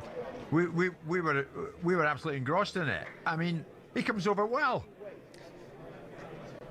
Yeah, but listen, absolutely, Conor does come over well, and I think the whole point of he comes off well because you made him come off well. The interview, they're acting like that's an achievement, or that's a mark of pride. Like, he came off well. Yeah, say you're interviewing a serial killer and you make him come out well. Is that something to be proud of? No. And obviously, I'm not saying Conor Benn's a serial killer. What I'm saying is there was an issue at hand here that needed to be addressed, and apparently this guy didn't push hard enough to do so. When I was speaking to the guys here at TalkSport was about building bridges. We haven't done that for the last 4 years, and I think that absolutely did take place. But I hold myself to a higher standard. I've been very vocal over the last 4 years. I've been speaking extensively about the PED test failures. Obviously, I've spoken about what's happened with Zuffa. And I think there was opportunities, having watched it back, that I could have pushed him a little bit more, and that's why I've been Yeah, but why didn't you see how they're not? He's trying to make people forget about it by groveling and saying, "Yeah, I'm sorry," but he's not addressing why. I had plenty of chances to do so. Okay, maybe one chance where you missed it because you're thinking about the questions you're going to ask him, or you actually listen to the guy and you're engrossed in what he's saying, whatever, right? The second time, third time, fourth time, why didn't you press him? He like you said, he came off good in the interview, right? It's like, it reminds me of those serial killer shows or documentaries they come out on Netflix where they try to make the killer look hot, like Ted Bundy and Richard Ramirez. You know what I mean? Yeah, he was. You know what I mean? They try to give like a little angle, like, "Oh, he's dangerous. It's hot." Like, you know what I'm saying? Like, he's always saying they're trying to make. I mean, this dude, look at all the groveling, but he's not saying why. That's the most important thing. Why did you drop the ball? And I'm pretty sure if you press him on it, he'll go, I don't know why. He'll play stupid. I don't know what happened. It wasn't me. Like fighters sometimes when they lose a fight, like, well, what happened? I don't know. It just wasn't me that night. No, the other guy was better, man. Why didn't you just say that? Critical. I think there's two obligations that I have in this game, and the first one is to the audience, to try and depict the truth, to try and get them as close to the action as we possibly can, and the second is to shine a spotlight on these amazing athletes that we do cover. And as I analysed that interview yesterday, maybe the second one was covered, but most certainly I don't think the first one was covered to the extent that I should have covered it. Yeah, but you've spoken about it before. And if you were to have brought that up again, yes, he has. He was simply going to bat it straight back. Done that, been there, sorry, next question. I mean, I would have said, look, listen, I know you're pissed off having to hear these questions over and over. People want to know. It's an important issue. And then have him explain himself, right? If you're that good an interviewer, there's a way to sort of slide that question in. But he didn't even try. And now he's out there trying. No one's more disappointed than I am. Yeah, why? Why did you throw him softballs? He doesn't. That's something he doesn't want to address. He's very quick and adamant about his wrongdoings. I'm sorry I did that. I disappointed everybody, but mostly myself. Yeah, but why? Why does? For some reason, he doesn't want to address that. And again, I've never heard of this dude. And at this point, my opinion is I don't really want to hear from him. I mean, if he's this type of journalist where he talks a big game, but then once he's actually in front of the fighter. Or maybe like I said, he's got a new deal now. His podcast is being sponsored by Sky Sports or whatever. That's all it took for him to start asking softball questions. And I'm sorry, I don't really want to listen to what the guy has to say. And this is one of the interesting things about this type of social media people, or they depend on these fighters for clout and all that. That's the problem. Now you got to ask them softball questions. And if you don't, sorry guys, I'm just such a cuck. I didn't know what to do, guys. I'm such a cuck. I mean, hey, Sobers, people are grilling this guy on Twitter. I don't know if he was already a condescending asshole or why people disliked him before. Apparently, there was a clip of him. He was going at Frank Warren, and then one day there's an interview where I think it's pre-fight or post-fight. The arena looks empty, and I think they're clearing out the ring and all that. And Frank Warren's holding court, and he looks at the guy. He sees this dude. He goes, "Come here, come here, now come here, come here." And he has to actually goad the guy into coming on camera, and then he starts drilling him a new asshole. Like, you said this and you said that, and the guy's just sitting there, listening to what Frank Warren has to say. So, yeah. So apparently, people already he might be like a Stephen A. Smith type where he just talks out his ass. Yeah, but at least Stephen A. Smith will actually spar people verbally when they're in person. He will. Yeah, so it just goes to show you, the Fight Hub guys, for example, they depend on interviewers, but I've never seen them. As far as I know, there's no controversy with the Fight Hub people, because like Fight Hype, for example, we know that they get the reputation of being pro Floyd and pro certain demographics, because apparently, there's for a long time people have called them Floyd Hype because they were pretty favorable towards Floyd Mayweather for a lot of years. And, Ellie Sackback, forget about him. If somebody badmouths him or says something he dislikes or whatever, he holds a grudge. So he's not really a journalist per se. So again, it's very difficult to interview these guys and still keep a good relationship, but while at the same time remaining or preserving integrity as so-called journalists. And the Fight Hub people do that. Fight Hub, and who else does that? Radio Rahim to a certain extent, although I don't really listen to him that much either. But I don't know of any big controversy with him. So yeah, man. So it's because you gotta kiss these guys' ass. These fighters are very sensitive, and I guess if you don't play ball, whatever, you can't even get close to them. Exactly. And, I would say this about Ellie Setback. If he had a brain, that dude would be running boxing. You know what I'm saying? The amount of access he gets suspiciously to all these fighters. You know what I'm saying? He's always backstage with them. Like, I don't know why he'd be in Robert Garcia's house. He'd be in Floyd Mayweather's little secret room at the Mandalay Bay and shit. Like, he'd be in the back room with him. I don't know doing what, but he'd be in the back room with Tyson Fury sometimes, and it's like these guys don't like him. It's very obvious they don't like him. He's just there for some mysterious reason. Is he I think he's like a Mossad agent or something, to be honest. He can't be that stupid. I mean, I remember I used to watch his videos early on, 2010, 2011. That's when he hooked up with Robert Garcia, and that was when Robert Garcia wasn't really that famous. So he got the early access and all that. He got the foot in the door. Remember, Ellie Sackback wasn't... Floyd and Fury, he was in their backstage rooms when no one else was, Okay, that is weird, man. That is weird. And then he was I think he did an interview with Floyd at the club or something. It's some weird stuff. I remember when he started out, he was a basketball guy. And then he started interviewing Robert Garcia. Of course. They always want to play basketball. They don't really like boxing. You know what? That's true, because every once in a while I'll read a comment from a pro Tank fan or pro Devin Haney fan, and I'll click on the Twitter account. I go, let me see what this person talks about. Basketball, rap. I go, okay. So the timeline is filled with a T-sector type things. The type of things that they cover. I'm talking about the Sackback type. Ariel Helwani, he wanted to cover basketball too. Is that right? Interesting. Yeah, they all want to cover the main sport, and then they find a niche sport, and they find that it's easier to get in there, so that's what they get into. You see a lot of those dudes. You see a lot of dudes too on the social media, YouTube, and all that. They find a niche with boxing, but they don't really like boxing. They just want to use it as a platform, as a launching pad for something else. Yeah, they're making movies, or they're trying to make movies like Madea. There are a lot of these YouTubers. Yeah, like these YouTubers. Sometimes they'll they'll be switching from grip to grip. Sometimes they'll try to be evangelical, religious type, like, oh, guys, listen to me. We're going to read the Bible together. Whoopie woo. That doesn't work out. Well, I'm into boxing now. I got tattoos on my neck. You know, I'll suck off Andrade. You know what I mean? Just for the interview. You know, you got these guys that just want to be friends with the box. Anything to do, like anything to suck off a little bit of clout off these guys. Exactly.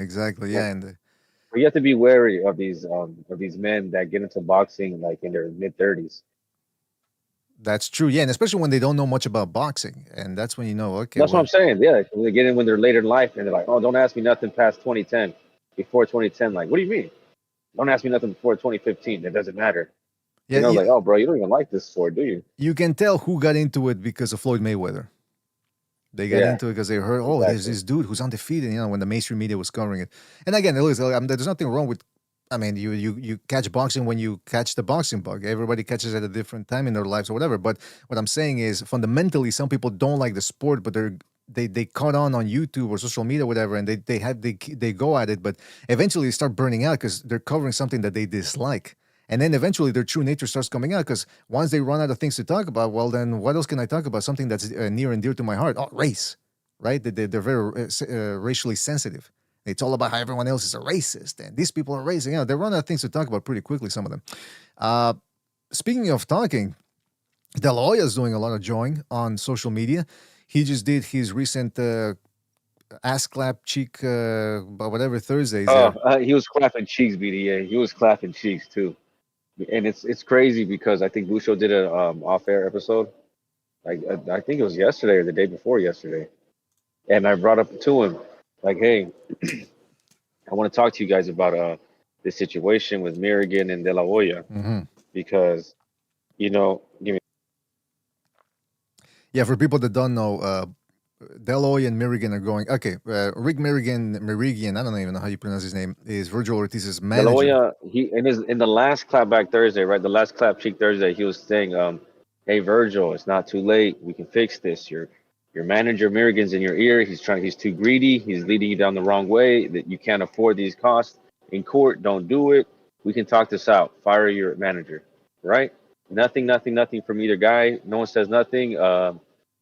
Virgil Ortiz isn't saying anything. Merrigan's Twitter gets deleted, and then 1 week later, and then a week after that, De La Hoya announces his deal that they got the zone with Golden Boy. They sent her they got like another multi-year broadcast deal with them. So that kind of, when I seen that, I really was like, damn, because I already thought that De La Hoya had his foot on Virgil Ortiz's neck, to be honest. He already had him. The court already ruled in De La Hoya's favor. So I was like, bro, your manager already, got you in a situation you don't want to be in, and now you're probably, your ego is probably not gonna let you, bend the knee and apologize to De La Hoya. It's like, hey, look, man, let's just move forward, right? Because De La Hoya was kind of taunting them in a way, saying, hey, man, it's not too late, man, just hit me up and do what you got to do. So now De La Hoya's talking about that clapback. I was like, Virgil now is really fucked because De La Hoya can do whatever he wants from now, because the whole thing about this little separation he tried to go for was, I want to chase that Boots Ennis fight, and Oscar De La Hoya doesn't have a broadcaster, and that's probably what Merrigan was telling him. Like, there's so much uncertainty right now with De La Hoya. You don't know where he's gonna go. He might be fighting on Facebook, and you're never gonna get this Ennis fight. You're never gonna get it. We're never gonna be on the zone with De La Hoya again. And boom, now he's there, and the fight's possible, and it's basically De La Hoya's court now. And what he's probably gonna do is gonna punish this fool, because I think he even says in the video, it's too late for that shit now. It's too late. It's too late to be nice now. It's too late to apologize. You know what I'm saying? It's too late, bro. Well, listen, I mean, Merrigan, that's the thing, though. So De La Hoya did that ass clap back Thursday or whatever, and he said, like Sobers is saying, it's too late now, because apparently Merrigan sent him a text and said, hey, man, I know a lot is being said. Let's meet up and talk about it. And De La Hoya put that the text message out for everyone to see. So now he's kicking the guy when he's down. So now Merrigan, he tried bending the knee in a lot of ways, trying to be the bigger man. And then De La Hoya just humiliates him on social media. So Merrigan came out and said this. Hold on. Beg you. I wouldn't beg you. I wouldn't beg you for shit, to be honest with you. You said you were a grown-ass man, Oscar. You just said that. You're not a grown-ass man, Oscar. You're not. I called you in December, and I texted you in December. That's a long time ago. Grown-ass men talk. They figure things out. And why don't you post a picture of the text that I sent you because it was respectful. And it wasn't because you got a TV deal that you don't even know the dates for, Oscar. Where's the calendar at, Oscar? Where's it at? Oscar, I didn't give my fighter bad advice. He's not sidelined. I know it's hard, Oscar, but you said he's going to sit out like Mikey Garcia for 2 years. His career's ruined. Oscar, the arbitration's in, 90 days? So he's banking on arbitration there, Sobers. But again, it seems like I don't know if Virgil Ortiz is screwed. Like you said, De La Hoya is talking a big game. Now, De La Hoya could be bluffing. I don't know why he would want to. Do that. I don't know why he would want to do that. Maybe he's just trying to have a Virgil Ortiz quake in his boots a little bit. Maybe same thing with Mirigian. Maybe he wants him to sweat a little bit. But this is what reporter Ricardo Celis on Twitter had to say about. He says Virgil Ortiz did this to himself, him and his manager, and then he says, well, it's in Spanish. So he says, unfortunately, the only way Virgil Ortiz can ameliorate the situation is by going with his tail between his legs over to De La Hoya and talking to him, and kind of. And hope that this contract doesn't leave him sidelined like a Mikey Garcia, Andre Ward type situation. Now, Sobers, I know De La Hoya is a petty person. I know he holds grudges. In fact, I don't understand why he keeps doing this Clapback Thursday thing. It's not funny to me. Maybe because I'm not in that demographic. It seems like it's more aimed at Zoomers or people with low attention span. Calling me a Zoomer? No. Wait, do you like it? I love it. Nah, come on. You can be serious. Especially when he's in his little thong dancing around. Nah, okay. No, but you apparently remember that in the documents that came out, the legal documents from the Virgil Ortiz thing there, it said that people were concerned that the whole Ask Clapback Thursday thing was actually making them look bad and preventing them from making fights because he was going around badmouthing Eddie Hearn and all these people. It's unprofessional. And yet it's nothing different from what any of the other promoters say about each other. You know, Frank Warren and Eddie Hearn have a famous little beef, and De La Hoya and Eddie Hearn have both gone and said things about each other. So I don't think it's too much out of the ordinary. You know what I mean? And then look how Dana White's been talking about every other promoter that's not, him. Babies, he's beating up babies. Is there a bigger pussy than Eddie Hearn? Oscar De La Coca. You know what I'm saying? So it's all in good fun. I think it's all fair. Yeah, but I mean, the way every week he's taunting somebody and calling them names. I mean, like you said, yeah, okay, Eddie Hearn and Bob Arum, and the promoters have said things in the media before. Dana White, he's not really part of boxing, so he's an outsider, and him too. I don't understand why he needs to be so. He is now. Now, but what I'm saying is doesn't seem to be the way to go with these things, especially if it's gonna turn people off, other promoters off, say, you know what, I don't want to do business with this guy because who knows if he's coked up again. I mean, look at his video. So the fact that they brought that up in the legal documents, and he's still doing his Ask Clapback Thursday. But going back to the thing, honestly, I think VDA more than anything, I think that might be a little sign of desperation to see kind of almost like a straw man. You know what I mean? From whom? That's how I'm looking at that. Coming from Mirigian, right, from Ortiz's side. Like, look, he does these little videos where he's talking shit about people. It's like, so what? Well, then that brings us to the thing there. Will De La Hoya sideline Virgil Ortiz? Or should he? Because, I mean, let's take a look at the De La Hoya stable. He's got Ryan Garcia. He's got Floyd Schofield, who's now talking on Twitter about leaving De La Hoya. I don't have the tweet here, but he said something along the lines of, he tagged Virgil Ortiz, said, Virgil, we know we understand the struggle. We might be leaving soon too. So he might be leaving. They got Ryan Garcia, who I think is already on the way out with Golden Boy. I think they have options on his next couple of fights, but they're not going to be fully in promoting his bouts, his next 2-3 bouts. They got Zurdo, who's not really a big name either, and you never know what's going to happen on May against the Benavides. So who really is out there for him? I mean, Virgil Ortiz, not for nothing, but this guy is a jewel. This guy is entertaining, and he's got pound-for-pound skills and talent. And like I said, on top of that, he's entertaining because he goes out there and destroys people. He's the best hope that Golden Boy Promotions has of having a future top 10 pound-for-pounder. He's on the cusp of being a top 10 pound-for-pounder. Why would they sideline him for 2 years? I mean, it would be a bad move from De La Hoya. So if De La Hoya is smart, he wouldn't. Make him sweat a little bit, scare him a little bit, like, hey, I'm going to sideline your ass. But to actually do so, I think that would be bad for not only for Yeah, I don't boxing. think he's going to do that. Because it's going to hurt his pocket too. Exactly. You know, why would you not want to make money off him? But I do think he's going to like just try to like squeeze him a little bit, make him squirm. Hey, get rid of your manager. He's no good for you. And if De La Hoya can manage to get Ortiz to do that, then it'll be a total win for him. You know, be like, all right, cool. Now I have you all to myself, and now you're gonna trust me. And I can sink my fangs into you. You know what I mean? Come put on the thong, Virgil. Come jump in the hot tub with me and my wife. He's gonna make him. Yeah, he's gonna make him. Really? He's gonna make him star in the Thursday It's time for you video. to apologize. Get in the hot tub. Get the baby oil. Let's party. Yeah, that's Get what the he said. baby oil. Yeah. Get the spatula. You know what to do with it. Man, oh god, oh man, that's gonna be a, yeah, maybe or maybe just the thread of that is what's actually gonna make. I gotta tell you, man, poor Virgil, man, he's walking into the dungeon. Pull my hair and slap me across the face and call me a bitch. Yeah, that's I can only imagine what's gonna happen there, man. We'll play hard too. You're mine now, so I'll let you go. You are mine. You are my meat. You're my possession. All right, listen. But like people are saying in the chat, more BDC says, shout out to him. He says Oscar is always beefing with Canelo, Ryan Garcia. Yeah, I mean this dude, he's always beefing with somebody. So at some point you go, well, who's the problem here, really? Is it Ortiz and Merigian, or is it De La Hoya? I mean, the guy who. It's definitely De La Hoya. Yeah, man. Yeah, I mean the guy who was locked up in rehab, you know, tweaking and having the shakes. That's the and who's in his underwear in thongs and jumping into a pool full of baby oil. I mean, gyrating with his fake abs.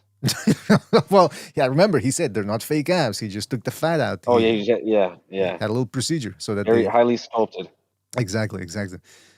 What I was gonna say? Okay, but speaking of De La Hoya, because again, he might be the problem here. That's what we're talking about. He had this to say recently. He said, Oscar De La Hoya, not the only one to criticize Ring Magazine. He said he regrets selling Ring Magazine. He says, do I regret it? The way things are going, I actually do, he told Errol Hawani.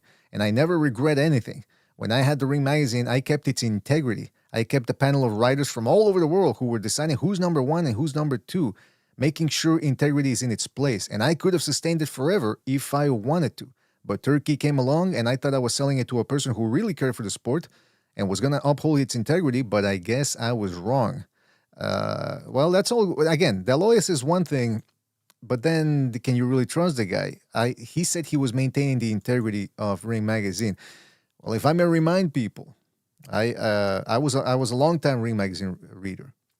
And first of all, let's not forget that maintaining the integrity of Ring Magazine, right? Have people forgotten when Adrian Broner beat Antonio DeMarco in late 2012, and by 2013, Ring Magazine had pumped him up to number 5, pound for pound, number 5, and then people on the internet started complaining and saying, "Come on, man, this dude tops 5," and then they sort of compromised and they bumped him down to number 6. They bumped Adrian Broner down to number 6, but that was, and people are saying, "Okay, what does that have to do?" Remember, Adrian Broner at the time was a Golden Boy Promotion fighter.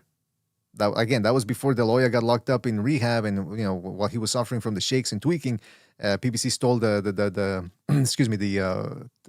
roaster from under him. But Adrian Broner was a GBP fighter, so the people started looking at it back then already and saying, here we go, Golden Boy promoted fighters, that they're giving them a bump in the pound for pound listing there.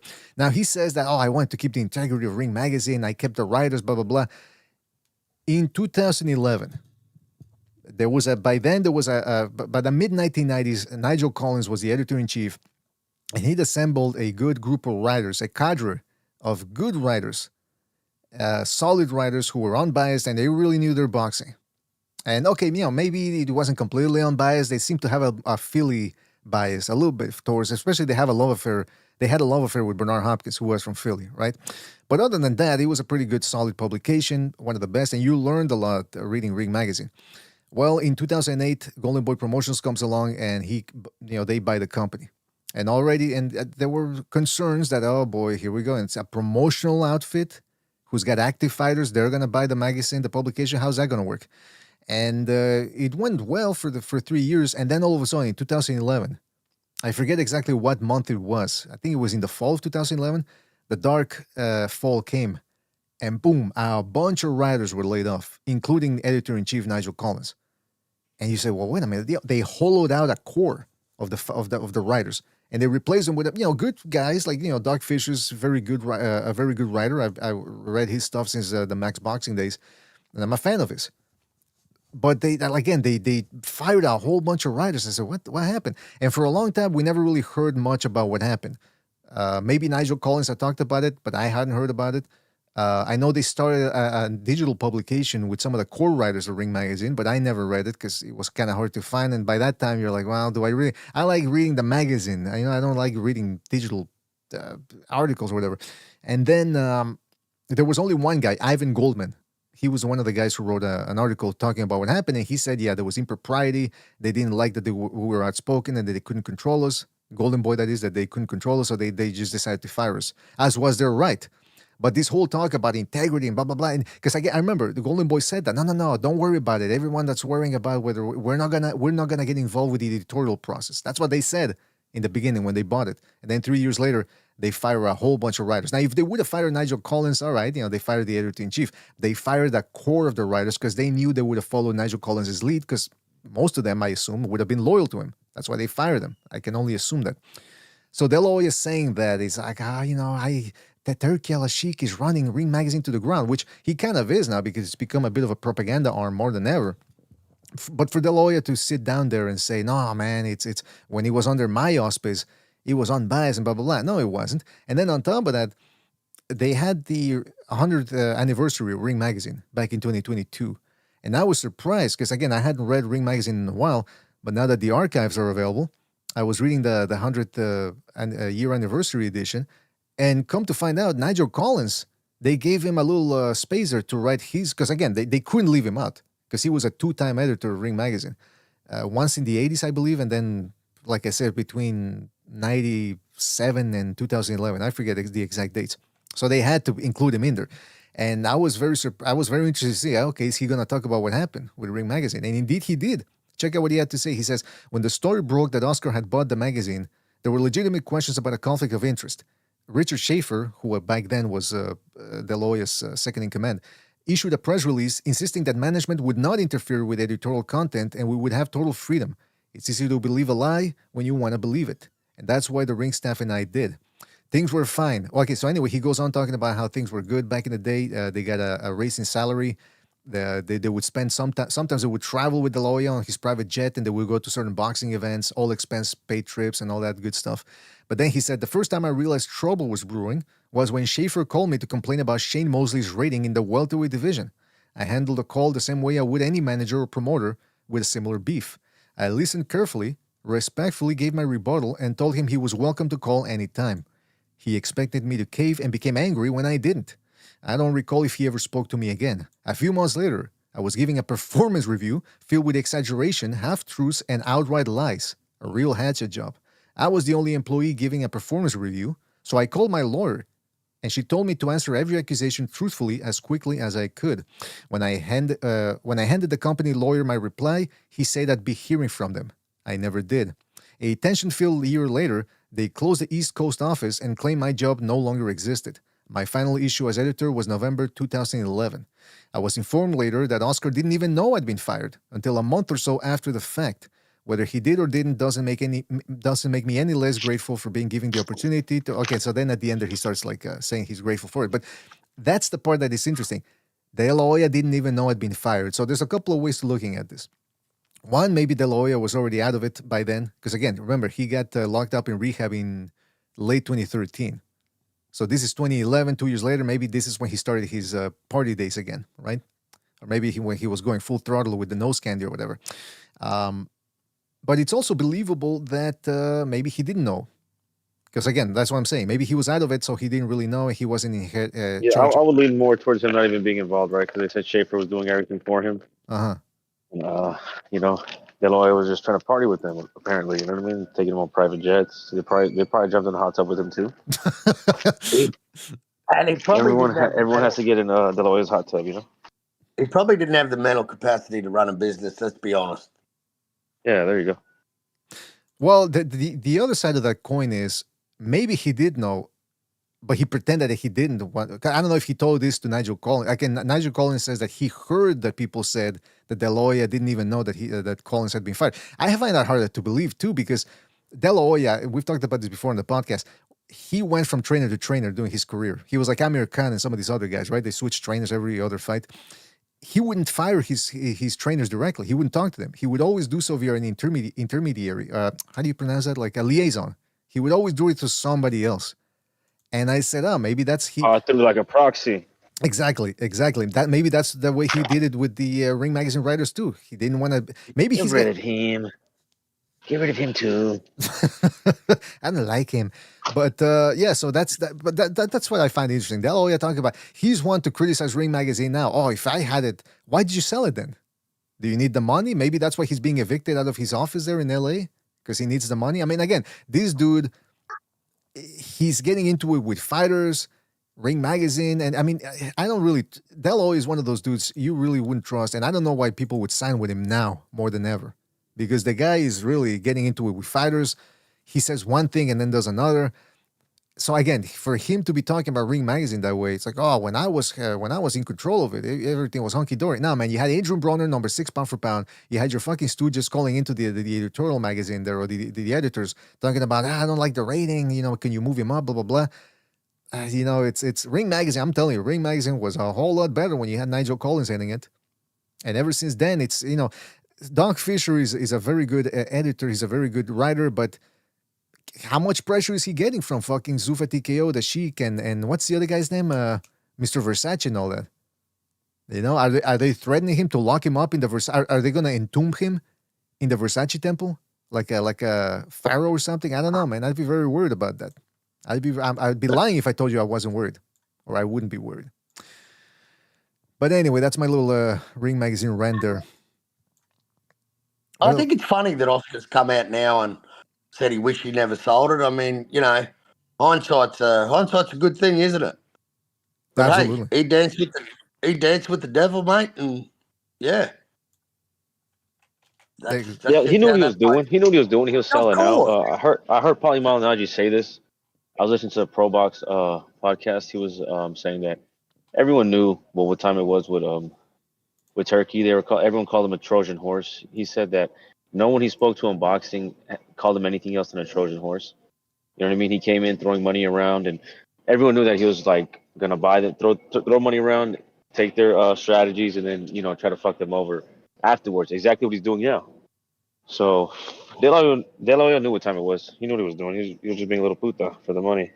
Exactly. So he's got some nerve to saying, oh, when I was, when I bought it, and it was man. I mean, the same concerns people have about the Sheik now. This guy set the template for that, because he said the same thing in the beginning. Oh, we're not going to interfere with the editorial process, and then they were, and they again. If they would have fired Nigel Collins, okay. But then you fire the core of the writers because they weren't bending the knee, they weren't bending over and spreading their ass cheeks. So, and I'm not saying that that's what the writers today do, but I mean, you know what I mean? I don't know. I mean, it's maybe that's what maybe they do. Again, I don't read Ring Magazine that much anymore, but these guys got to play the game, right? It's not easy being a writer out there and making money off of it as a living. So, the point is that De La Hoya has some nerve. Now, moving on to that, Rolly Romero. People still don't know if there's going to be a Devin Haney fight lined up. By the way, hit the like, fellas. Hit the like. Hopefully you guys are enjoying the show. Another morning edition of the BD Boxing Podcast, morning edition. Rolly Romero was being interviewed on the same day as where they had the Thurman Fundora sit down. And I don't even know if this fight's going to happen, this Devin Haney fight. The way Romero talks about it, it seems as if it might or it might not. Check this out. You and Bill Haney yesterday. Wait, something happened? That's what I heard. Maybe I'm misinformed. He said, "Stop gaslighting the people. Haney Romero is next." Look, I have never been one known to lie in boxing. I think everyone can vouch for that. But I do know that the Haneys are very deceitful people. So. And what makes you say that? They are filled with lies. There's something about Romero's cadence. You don't know if he's acting, if that's the way. They are very deceitful people. What do you mean by that? They are filled with lies. What is he talking about, man? Well, to be fair, that's kind of a stupid question. It is, yeah. What do you mean by when you say deceitful? Yeah, what What the does that fuck do mean? you think? Yeah. Could he say it any more clear? Apparently, he could say it more clear when he said they're filled with lies. They're just filled with lies. Yes. Okay. So Bill's rage baiting you as well. No. He's not rage baiting. Gotcha. Are y'all gonna fight? You and Devin? We We're hearing shall about- see. Okay. We shall see. We've been waiting for him, but I have very high hopes that Debo Dev is coming. Debo Dev. So let me ask you this. We seen him against Ryan. Comes back, have an exceptional fight afterwards. Now he's Debo. Do you really believe he's Debo, or are you being facetious calling him Debo? I mean, the only thing that him and Debo got in common is he likes to ride bikes around the ring. Look at these two idiots trying to sound smart. BDA. He heard. Now I know why he asked what he meant when he said when he. Now I know what he meant when he said, "What do you mean by deceitful?" He didn't know what the fuck that word meant, right? He's like, "Damn, Rolly's over here using words I don't know. Let me step my game up." Is he being facetious? You think he's being farcical? Yeah, Let me use a big word. Let me use a big word. Is this satirical? What's your?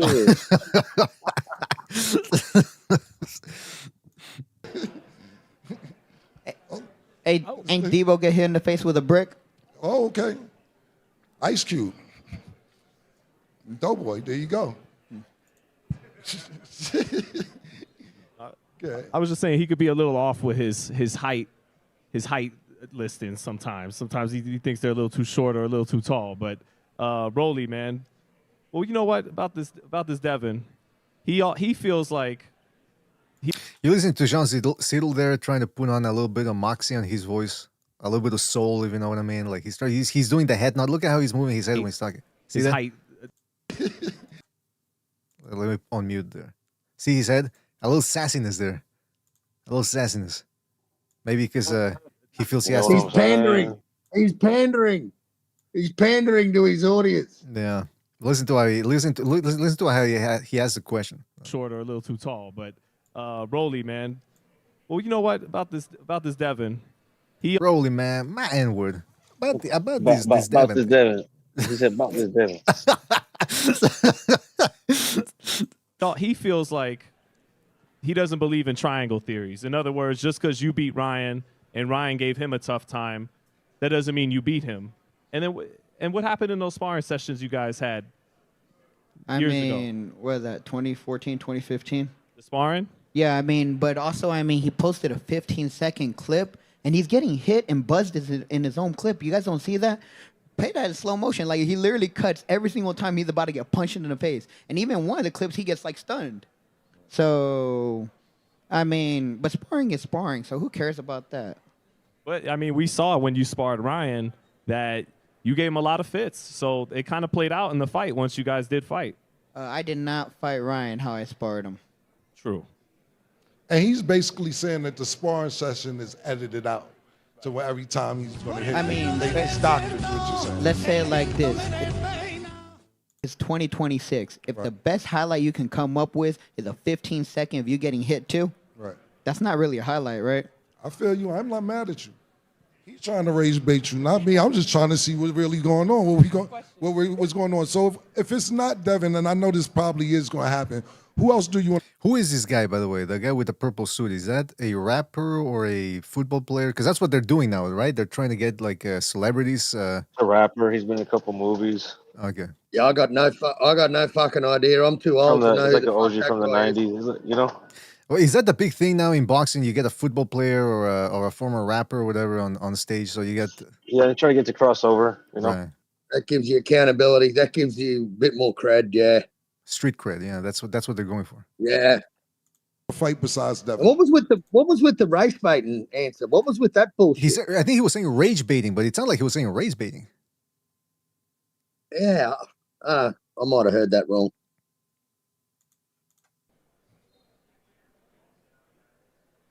Devin Haney. Okay. Why does Rolly Romero beat Devin Haney? Devin Haney likes to eat left hooks. I don't know if he likes to eat them. It might be, something you got to exploit. I don't know. I think he likes it a lot. Not against Brian Norman. Look good against Brian. Brian Norman ate his left hook. See how people keep, this is the problem with boxing, man. These people keep repeating certain things and people believe it. He looked good against Brian Norman. He looked good. Okay, he dropped him. Again, whenever people replay that, it's two clips. It's a jab, a right hand, and the right hand that dropped him.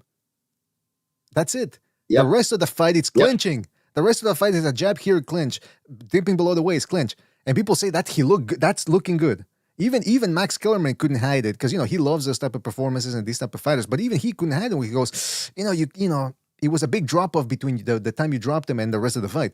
And then Devin Haney had to, we played those clips in another episode. But again, these people they're going, oh, that was a good performance from Devin Haney. It's like, no, it wasn't a good performance. Or ESPN saying it was brilliant boxing. I'm telling you, man, I fear for the sport when you get people brainwashed like this. This is why we're trying to do the BDA ultra deprogramming.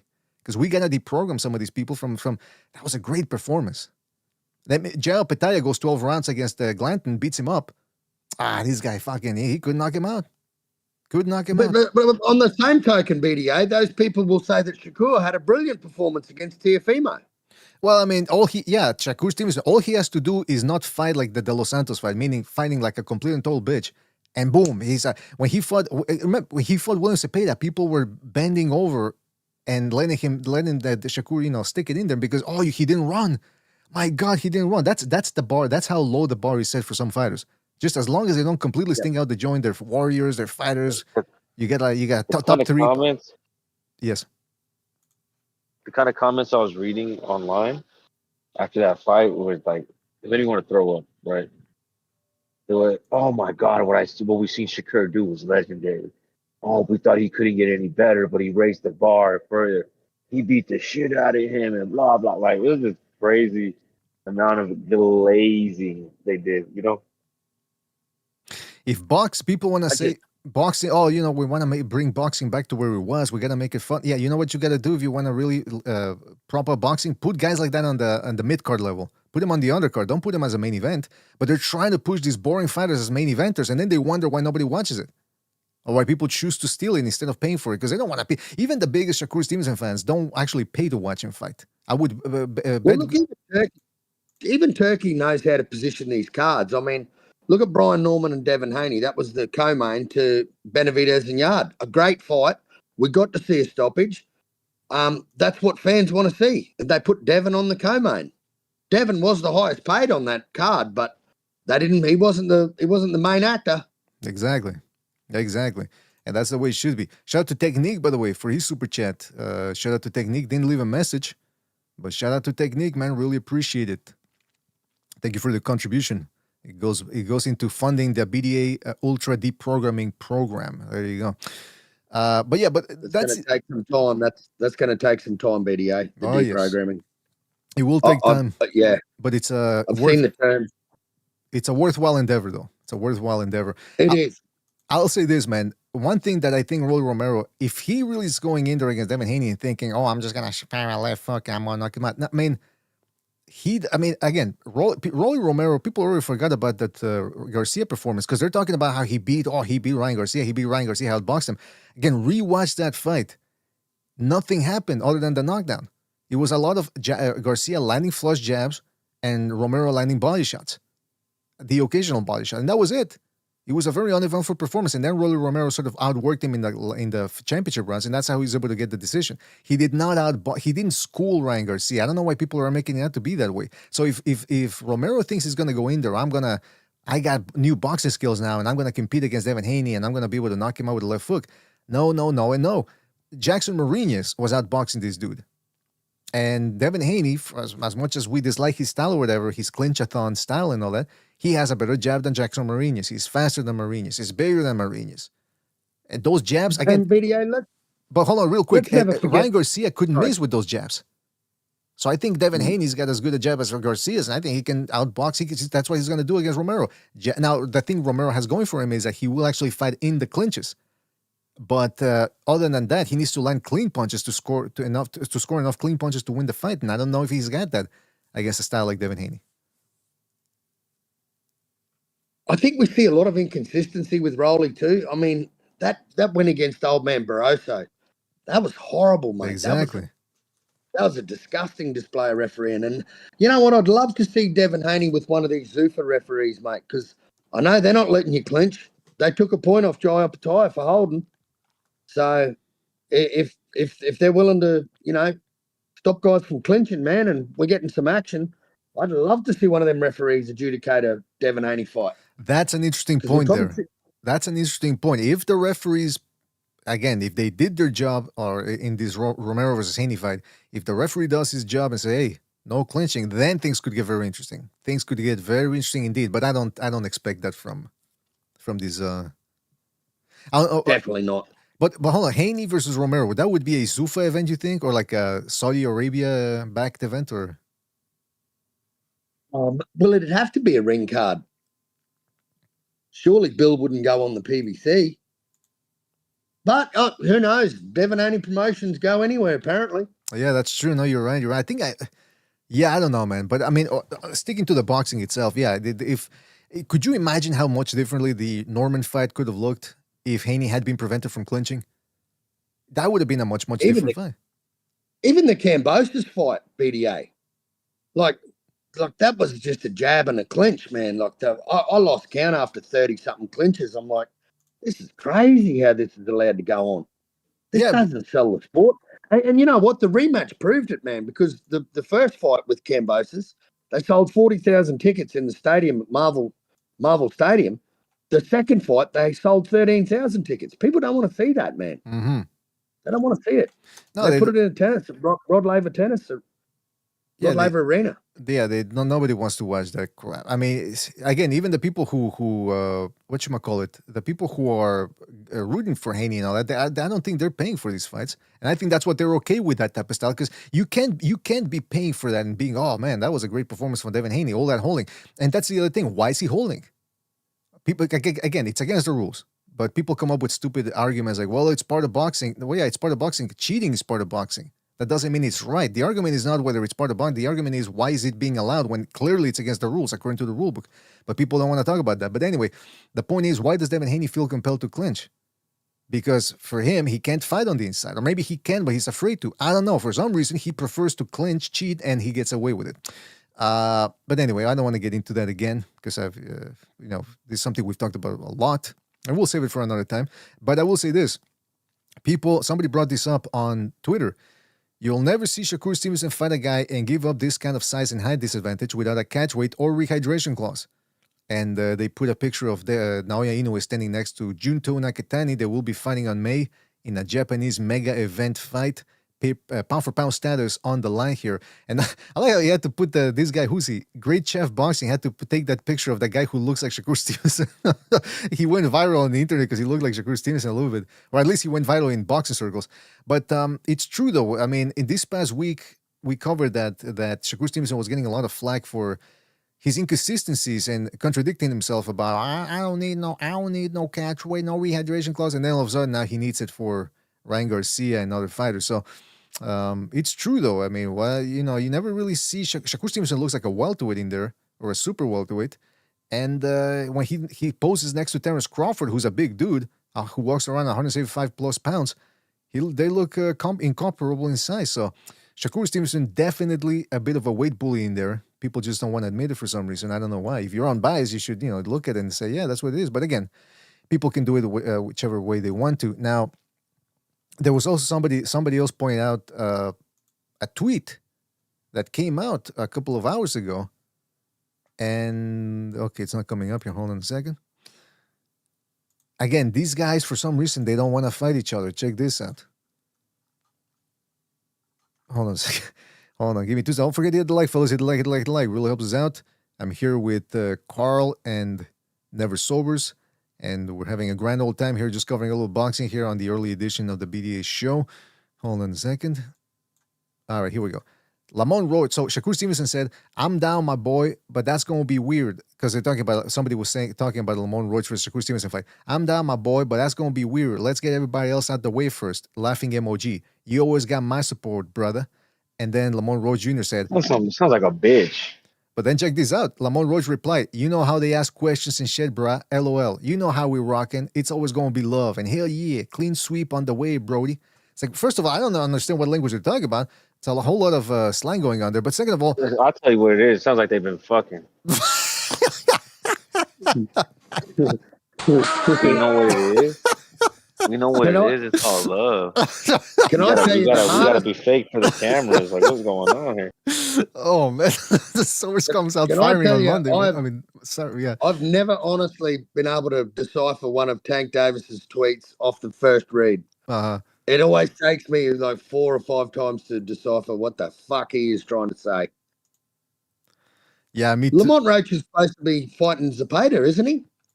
Yes, that's what they're saying. It's going to be in June, I believe. June, yeah. But what is this thing about these guys? Like, yeah, I got your back, brother. Rocking with it, brother. Yeah, we won't fight. Let's not fight. We're all brothers. Yeah. Keep the brothers. And then so we got Shakur Stevenson not wanting to fight Keyshawn Davis because like Keyshawn keeps saying, "That's my brother. I ain't never gonna fight my brother." And then you've got him not fighting Lamont Roach. And then you got, don't forget this is Gary Antoine Russell when he had his win over Hiroka a couple of weeks ago. This is what he had to say. You know, Gary, there are 3 other champions out there at 140 pounds, including one of them who's right up there at our host position tonight, Shakur Stevenson, who is first on your list. He was not first on my list. You know, I'm a student of the game. I wanna build up. You know, I feel like the build up is the excitement. I said, let me get Dalton Smith or Richard Hitchenson's.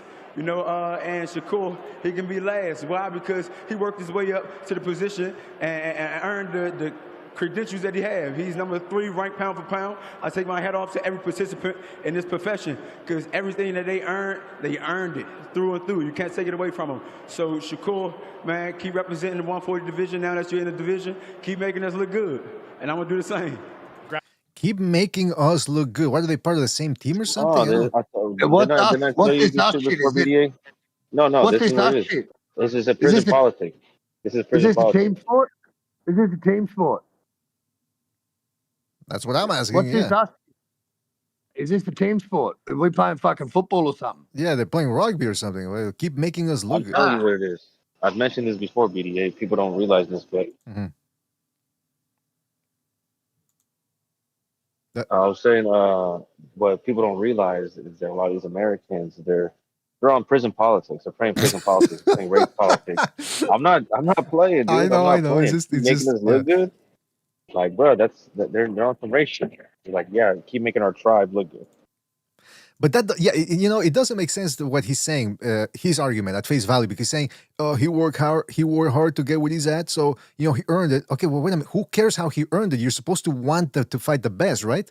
I don't care if I'm a contender, I don't care how the champion got his belt or whether he worked his way up. I want that belt. Did he not work hard? Yeah, exactly.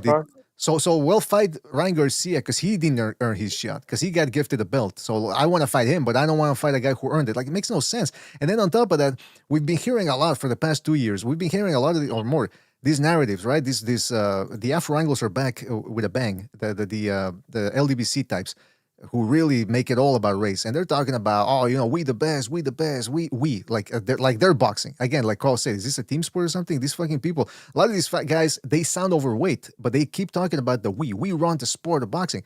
Okay, first of all, let's say that they are the best, right? Let's say they're the best. They're not fighting each other. Why are they fighting each other? They're the best. Why are they picking and choosing supposedly inferior opposition? How can you be the best if you're not fighting the best? Why are they scared? How do you become the best? Well, what have you got to sit your ass down and wait your turn? Exactly. And once again, Gary Antoine Russell, another guy that loves sitting on the fucking couch and doing nothing. It's like his brother. This is the PBC way, mate. I don't know.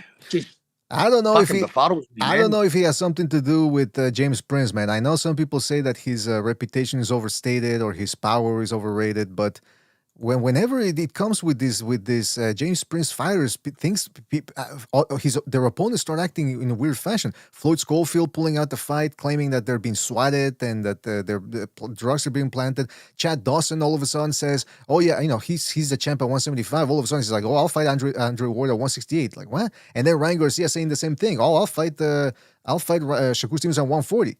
Even though he's been fighting his last 2 fights at 147, he can't really make 140 anymore. Like, what is going on? I don't get it. But anyway, the point is, some of these Afro-Anglo fighters don't appear to want to fight each other. They talk a lot about how they want to fight each other, and you this, you that, you told me this, and then at the club, but then you didn't do this, and blah, blah, blah. But then they never fight each other. It is weird. It is very strange. I just don't know how everyone can be the best. I just don't know how everyone can be the best. Teofimo Lopez and Ryan Garcia are the guys who are fighting everybody. These dudes are not fighting each other. It's very interesting. It's very strange. It's very weird, and nobody really seems to have a good answer. I guess the answer is because, wow, they're all friends. They grew up with each other. You don't think Ryan Garcia grew up with them too, fighting them in the amateur circuit and all that? I don't get it. There's no friends in boxing. That's for sure. Caleb Plant had that right. I'll tell you what, though. There are 2 Afro-Anglo fighters who might end up fighting each other, but, they're not the top guys. At least not when it comes to overall pound-for-pound thing. But Raymond Ford and O'Shaquie Foster have been going at it for the last couple of years on Twitter, which makes me believe that this isn't some manufactured thing. I think this is a long-standing feud. Raymond Ford recently said, "Y'all starting to catch on to that boy's shock." Talking about O'Shaquie Foster. "He's starting deleting his tweets when y'all get on his ass. Every time y'all mention me, he gets shook. Keep trying to cloud chase off of bro. Just pay attention to how he move." Well, there you go. So hopefully those 2 guys fight, because I think that would be an interesting fight if the Navarrete versus O'Shaquie Foster fight doesn't come to fruition. And if Navarrete gives a shot to Charlie Suarez, because again, that's a fight that needs some closure there because of what happened in the first one. That one could be interesting as well. Could be interesting. So we'll see what happens there. Oh, and then, by the way, this guy sticking to that whole thing there about these Afro-Anglo fighters not fighting each other. This dude came up with, he asked the question straight up. He said, "I don't want to hear how they put the black fighters against each other." Okay, that's the other thing. Some people are saying, "Oh, man," because when people were pressuring Keyshawn Davis and Shakur Stevenson to fight, people were saying, "Man, they love to pit the brothers against each other." It's like, what? But I thought they were the best. Why wouldn't the best fight the best? So this guy said, "I don't want to hear how they put the black fighters against each other. Bro, they are fighters. Nobody's saying they have to be enemies or tear each other down. But why is a friendship coalition only between black fighters? Everybody else can get in the ring and respect each other." That's true. See, again, that's what we mentioned too. When Canelo doesn't want to fight any other Mexicans, it's a problem, right? And that's not even what he said. They take that. A lot of these people, they're all of a sudden they're bilingual. They understand. They speak Spanish, Chinese, Mandarin, whatever. They look at the Canelo interviews and they can understand everything he's saying perfectly. But the thing is, we've talked about it before. When guys fight each other, like this guy is saying, it doesn't have to be personal. They don't have to become enemies all of a sudden. It's business. It's a sport. People forget about that. It's a combat sport, and it's rougher than other sports, but it's still a sport. It's not a fist fight. It's not a street fight where you can grab a bottle or curb stomp somebody. It's a fight with rules. But the thing is, these guys have such thin egos that I don't think their friendships could survive it. And on top of that, they might be scared of fighting each other. They don't want to lose. Like I said, they're saying that Keyshawn Davis gives Shakur Stevenson the business. And my theory is, and I think Sobers' theory is the same, I think, that Shakur Stevenson, he spars everybody, and he knows who could be a problem, an actual problem in the ring. So I think he identified Keyshawn Davis very early on. Oh, this guy could be a problem. Let me brainwash him. Because again, Keyshawn Davis already has some sort of mental issues. Remember, he was in the home. Allegedly, he was getting electroshock therapy, which is why he's the reason why he's like now. And I think he's brainwashed him to thinking, "Nah, man, we're brothers. We ain't never gonna fight each other." Because he doesn't really want to fight the guy. And why wouldn't they? I mean, it's a very good fight. Keyshawn Davis looked sensational sensational. I mean, he looked good better than most people against Jermaine Ortiz. Ended up stopping him. We like the performance. Put him in there against Shakur Stevenson. But now they're brothers. They ain't never gonna fight each other. Get the fuck out of here. It's a sport, man. You don't want to find out who the best is. And again, and real quick, that's the strawman argument. Oh, y'all want to see them tear each other apart? No, it's a boxing match. If their friendship can survive a boxing match, I don't know what to tell you, man. How many times have you guys sparred your friends? Put on the gloves and just beat the shit out of each other. For free. A couple times, yeah. Yeah, for free. Exactly, for free. For bragging rights. For bragging rights. So you can put some so you can put some shit on you, mate. That's what it's about. It's not about protecting a friendship. Oh, we can't fight because we're friends. What the fucking world are we living in? I don't know, man. I don't know. All this talk, at the end of the day, that's what it is. And Shakur Stevenson, man, like, you know, you were talking about the catch weight. He doesn't worry about a catch weight. He'll fight Ryan or whatever. Now, all of a sudden, he needs a catch weight. And I mean, you know, the thing is, if you want to lie, you got to have a really good memory. You got to remember that lie. And otherwise, you get caught out and look like just how Shakur got caught out. Saying he doesn't worry about catch weights. Now, all of a sudden, it's all about a catch weight. Fucking just get in there and fight. Yeah. That's what pound for pound. Hey, if you're number 3 on the pound for pound list, get in there and fight like a number 3 pound for pound fighter. You're not third on my pound for pound list. You boring cunt. But that's the problem, Carl. The bar is so low for certain fighters. All they got to do is win a points decision, and masterclass, top 3 pound for pound, top 2. You know, some people want to push Shakur Stevenson number 2 pound for pound, right behind Alexander Usyk and ahead of Inoue. And I'm thinking, come on, man. Now all of a sudden, now think about it. Nobody's talking about that fight anymore. People forgot it already because it was a forgettable fight. Like Butcher said, if it wasn't for the 140-pound championship of the world, people, you know, if it was to any other fighter, people were like, what is this? That's the best he could do against. Yes. Like I was saying, man, that will be the least watched fight on YouTube history. No one's going back to watch that fight. No one could watch that fight round 1 to round 12 and go, whoa, what a masterclass. That was boxing, man. To be honest, Carl, I still haven't watched that whole fight through. I didn't even watch, when the fight was live, I didn't watch it all the way through, man. And I didn't miss anything. I kind of fell asleep. And then I was like, I tried to watch it. Like, I tried to watch that fight like 3 or 4 times. And I'm like, oh, whatever. By the way, yeah, nobody who's honest will say that they've gone back to rewatch the fight because it was so enthralling. Maybe if you want to pick up a couple of things, you want to analyze it for a next fight or whatever. But, I mean, come on. Speaking in the news, Jared Anderson will be returning. He's going to be fighting on the Fabio Worley, Daniel Dubois undercard. Interestingly enough, he's not going to be fighting as a top-ranked fighter because he's not a top-ranked fighter anymore. Queensberry has managed to snatch him up. Now, that's not good news when it pertains to Anderson's hopes or prospects of a boxing career, because Top Rank invested some good amount of money and time on Jared Anderson, and so for them to let him go is indicative that they don't really find him that much more of a good investment anymore. And remember, they did that with Andy Ruiz too, and it turns out that they were right to a certain extent about Andy Ruiz. Like, yeah, he had the talent to pull off a good win over Joshua, but then thereafter, he just didn't have the discipline to keep going. And so now they're looking at probably doing the same thing with Jared Anderson. They're realizing, you know what, this guy doesn't really want to be here. I mean, we've heard him say that before, complaining about, I don't want to, I want to retire before I'm 28 or something like that. He signed with Frank Warren? Yeah, that's right. I thought he was. Oh, you know who Itauma's fighting next, then, right? That's what I was thinking. You know, that's exactly why they acquired him, to feed him to Itauma, because it'll be another young guy. He's you can already know that if the water gets hot, he'll get dropped, and he'll be face down, ass up, with a skirt pulled up. So actually, let me see. You see that, and you're like, go ahead. No, go ahead. I was saying, Frank Warren saw that, and he's like, all right, this will be a feast for Itauma, and it'll be, a lot of people say how many old guys he's gonna fight, right? Because he's fighting guys like Dillian White or whatever.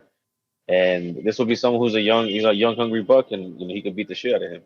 And it looks like it'll be an entertaining fight for as long as it lasts. But I do think Itauma will, mush him. Yeah, that's what I was thinking. Too. And it says that he signed a co-promotional deal. So I don't know if co-promotional is like the Tyson Fury thing where he's with Queensberry, but at the same time, Top Rank has a stake in him as well. I'll say this: Queensberry's website has him listed now on their fighter profile page. So whatever, I think maybe Top Rank is getting ready to let this guy go. And like you said, maybe they're already thinking ahead. Because again, most fights get done ahead of time, months ahead of time. They're already pre-planning for Moses Itauma, his future. Not that they're overlooking Jermaine Franklin, but they gotta work on contracts and all that from the get-go. So yeah, Jared Anderson fight, that wouldn't be a bad test for Moses Itauma, because it would be the current hot prospect against the guy who used to be at one time the guy that people were looking up and saying, oh, that could be the next great heavyweight. And Jared Anderson, interestingly enough, he's a big heavyweight. He's going to be fighting, who is he going to be fighting? Hold on a second. That's on the Fabio Worley, Daniel Dubois undercard. He's going to be taking on, what's his name? Solomon Dakris. Solomon Kane. And I'll see this guy, Solomon Dakris, he's 6 feet 5 inches tall. He's not a puncher. He's kind of mobile, kind of quick for a guy his size. But he ended up losing by knockout to, what was the guy's name? Adelaide. Is that the guy's name? David Adelaide or something like? He ended up getting knocked out. Really, it's kind of a funny knockout rather, with a lead left hook. And he's already quite old, I think, for his age, for a guy with his lack of experience, pro experience. But anyway, it should be a good test for Anderson, or a decent fight, and it's really a fight that's gonna try to make him look good. And like Sobers is saying, it's a type of fight where you make Jared Anderson look good, and then you set him up for a Moses Itauma fight. But it's really interesting how Anderson, again, it's when you're talking about scouting and looking for talent, Tom Frank looked at this dude and they said, okay, he's 6 foot 4 inches tall, so he's not that small for heavyweights, for modern heavyweights. He's got quick hands. He's American. Well, there's no American heavyweights. For all that talk about Americans dominating boxing, blah, blah, blah, it's really mostly concentrated between the lightweight and welterweight division. There's no heavyweight, there's no cruiserweight, there's no light heavyweight, no super middleweight. Forget about the lower weights. They don't have any Americans in the lower weights, because that's the other thing. They always talk about, who cares about the lower weight divisions? Okay, what about the heavyweight division? That's supposed to be the marquee one. They don't have any heavyweights. So I bet they care now. I bet they care now when they don't get anybody above 154. Exactly. So Jared Well, Anderson, they don't tend to watch these weight classes. Like I was on a panel talking to an American about Marius Bradis, saying he was the top 5 cruiserweight of all time. And the answer that these guys gave me was, oh, come on, he was 41 when he fought Oppenheimer. I'm like, he was actually 37, mate. But hey, whatever floats your boat, you obviously don't watch that division, because let's be honest, Americans aren't in that fucking division. There aren't any. There aren't any heavyweights. There aren't any cruiserweights. You've got is David Benavidez American? Does he class as, is he American? Is he Chicano? No, I don't he's not. fucking know. He doesn't classify. Exactly. So Like boxing. they don't have anything up in those weight divisions. So you look at the eras gone by where we've had great eras. We've always had at least 5 to 10 decent heavyweight American boxers. They're just not there today. I don't know where they're going. I don't know what's in the water in America, but there's just no fucking boxers anymore, man. People say these stupid excuses like, oh, they're playing football, basketball, as if these sports didn't exist in the 60s, 70s, 80s, 90s, exactly. 2000s. You know what I'm saying? Yeah. I've heard that analogy too, but it's like, I don't know, but surely there's some young guys coming up doing it tough, and I don't know. I think maybe it's too the amateur program is just disintegrating every other year. I mean, think about it. They haven't won a gold medal since 2004. No American boxer. Don't give me Clarissa Shields, by the way. I'm talking about male boxers where it counts. Haven't won a gold medal since. Now, again, that doesn't necessarily mean just because you win a gold medal, that means pro boxing is dead. Because I mean, look at the Uzbeks. They're winning gold medals up the wazoo, but then they show up at the pro ranks and they don't actually show up. They're like the Cubans. Some people call them the Central Asian Cubans. But the point is this. Jared Anderson, like I said, it's interesting. He had a good prospect for a professional career, but then he starts crying, talking about he doesn't want to be a boxer. And when he struggled against Charles Martin, that's when I said, okay, this is not a good look. This guy is not all there. And then apparently they offered him the Bacoli fight, and Top Rank had told him, allegedly, don't take that fight, you're not ready for it. But the money was too enticing, and he decided to take it, which I can respect.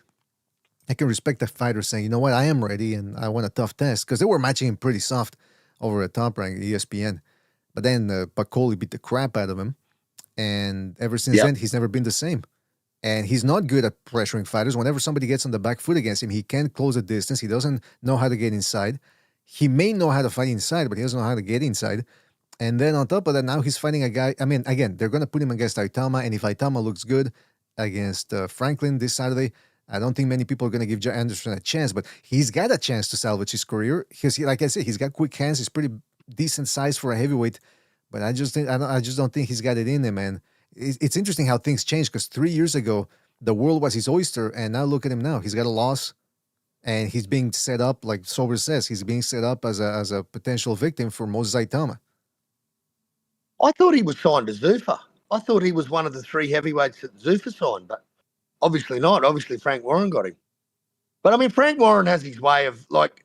Frank Warren came out and said, like I was saying before, that Moses Itauma won't be challenging for a belt for another 2 years. Mm-hmm. So, and I mean, the way Frank Warren moves I'd say his top 5 heavyweights.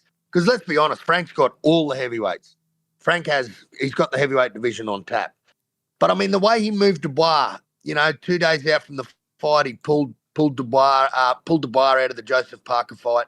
Bacoli steps in on 48 hours notice, takes the fight. We don't hear anything. Like, we hear all these excuses like he was sick, he had some virus. But for me, when a fighter goes silent, man, and you get radio silence for a month, you don't hear from them for 1 month. Yeah, that's like, come on, man. Like, you can't really defend that type of shit. And I just think Frank Warren likes to chew up certain fighters. Like, I think Joseph Parker got chewed up and spat out, man. I don't think that guy was given a fair run. I think he should have got the shot at Usyk, not Dubois. I think by Dubois pulling out of that fight, which gives him a free run at undisputed, I think that's bullshit, mate. I think by that guy pulling out of that fight, that should automatically put Joseph Parker in there, especially when Parker puts Bacoli on his ass, the big 300-pound vegetarian, on his ass with a glancing blow over the top of his forehead. Like, I just think Joseph Parker's been pretty poorly treated by Frank Warren. Well, it's the sanctioning bodies too. I mean, the sanctioning bodies. I was actually going to read an article, but we're running out of time here, from Eric Raskin over at Boxing Scene, who talks about, who are you rooting for, Zuffa or the sanctioning bodies? Because Joao Petaya finally was confirmed that the IBF stripped him of the belt, and again, who are you going to root for? A lot of people are worried about Zuffa TKO, what they're going to be doing with boxing if they manage to take over. But then again, are you going to root for the sanctioning bodies who have been screwing over fighters and the sport overall for a long time?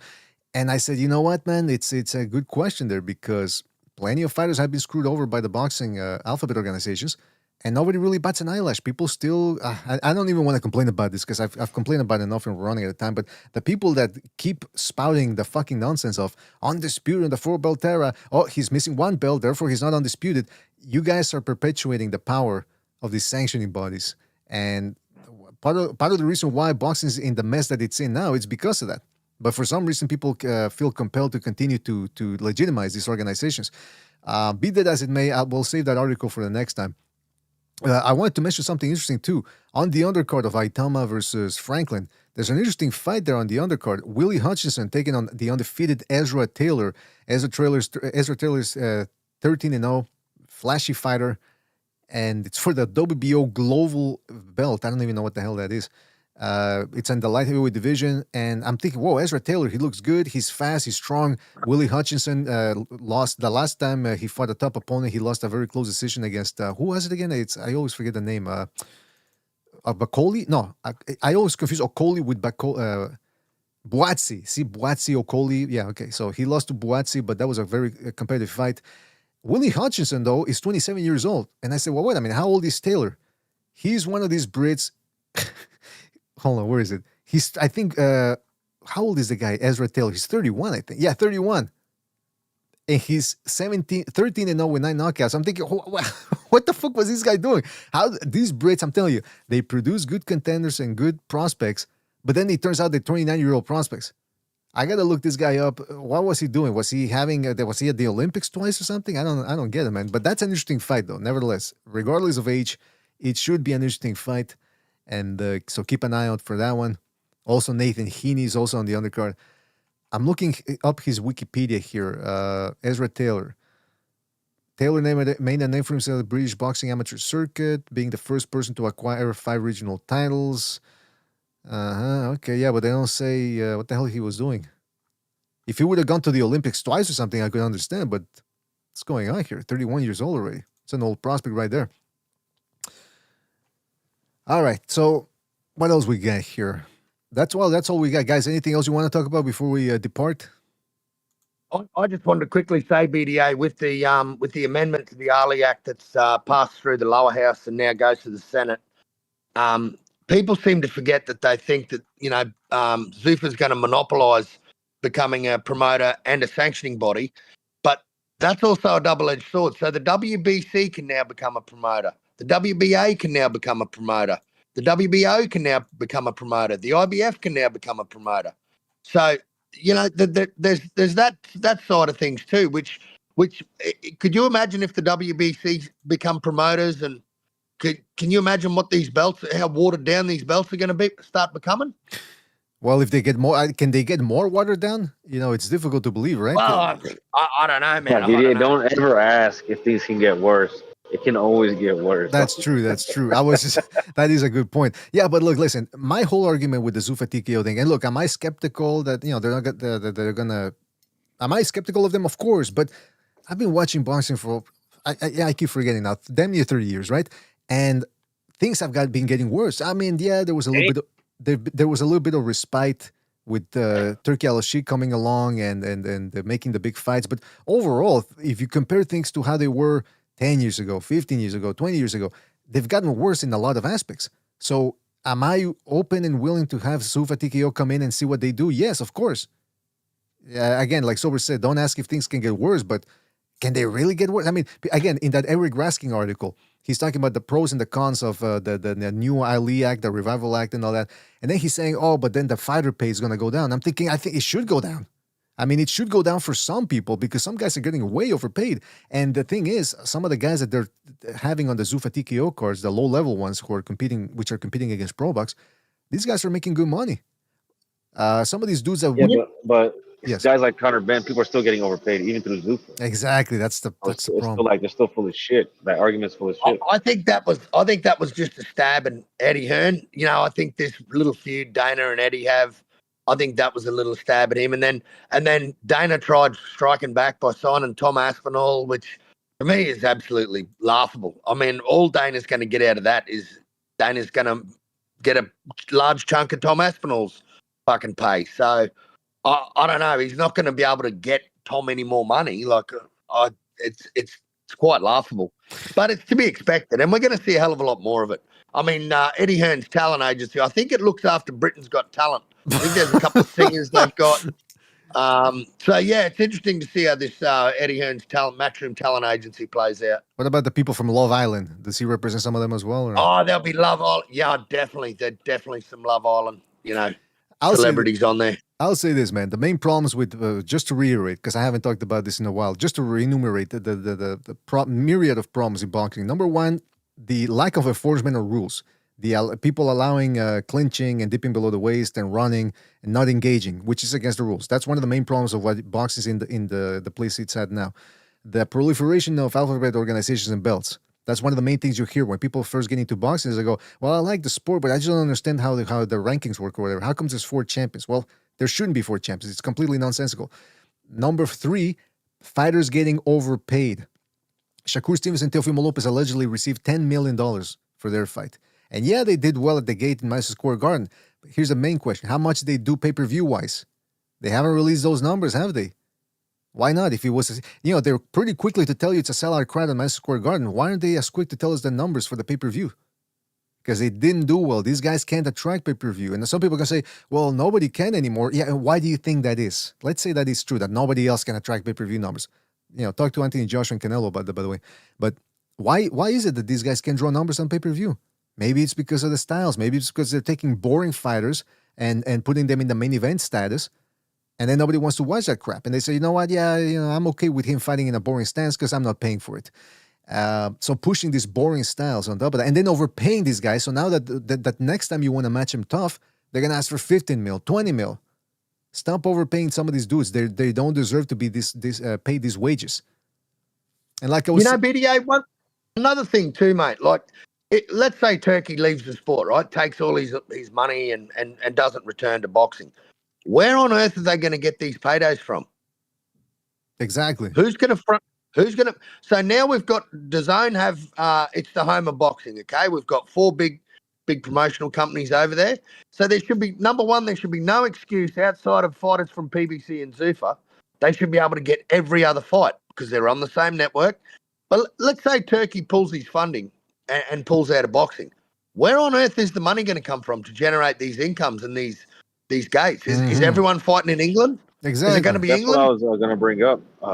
Our like De La Hoya at the end of that little clapback Thursday shit, he said, I can't wait until Turkey pulls the funding. And you never know. You know what I'm saying, with the situation in Iran, and they're bombing everybody around them. Who knows? You know what politically, how that could affect some of Turkey's decision. You know what I'm saying? What Yeah. if they want to hold on to some of their money? What if they need to just pull back everything and insulate again? And Well, what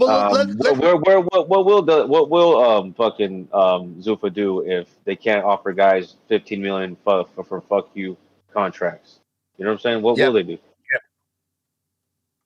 And it's another thing too. Like, I mean, all Turkey Al Sheikh has tried to do is he's tried to push the tourism into Saudi Arabia, right? I get it. He's like the tool that Saudi Arabia is using to try and drive tourism, to try and get Westerners over to Saudi Arabia and say, hey, look at this beautiful place we got here. Come here and stay here. Just make sure your wife wears a hijab in public and she's not allowed to drive a car.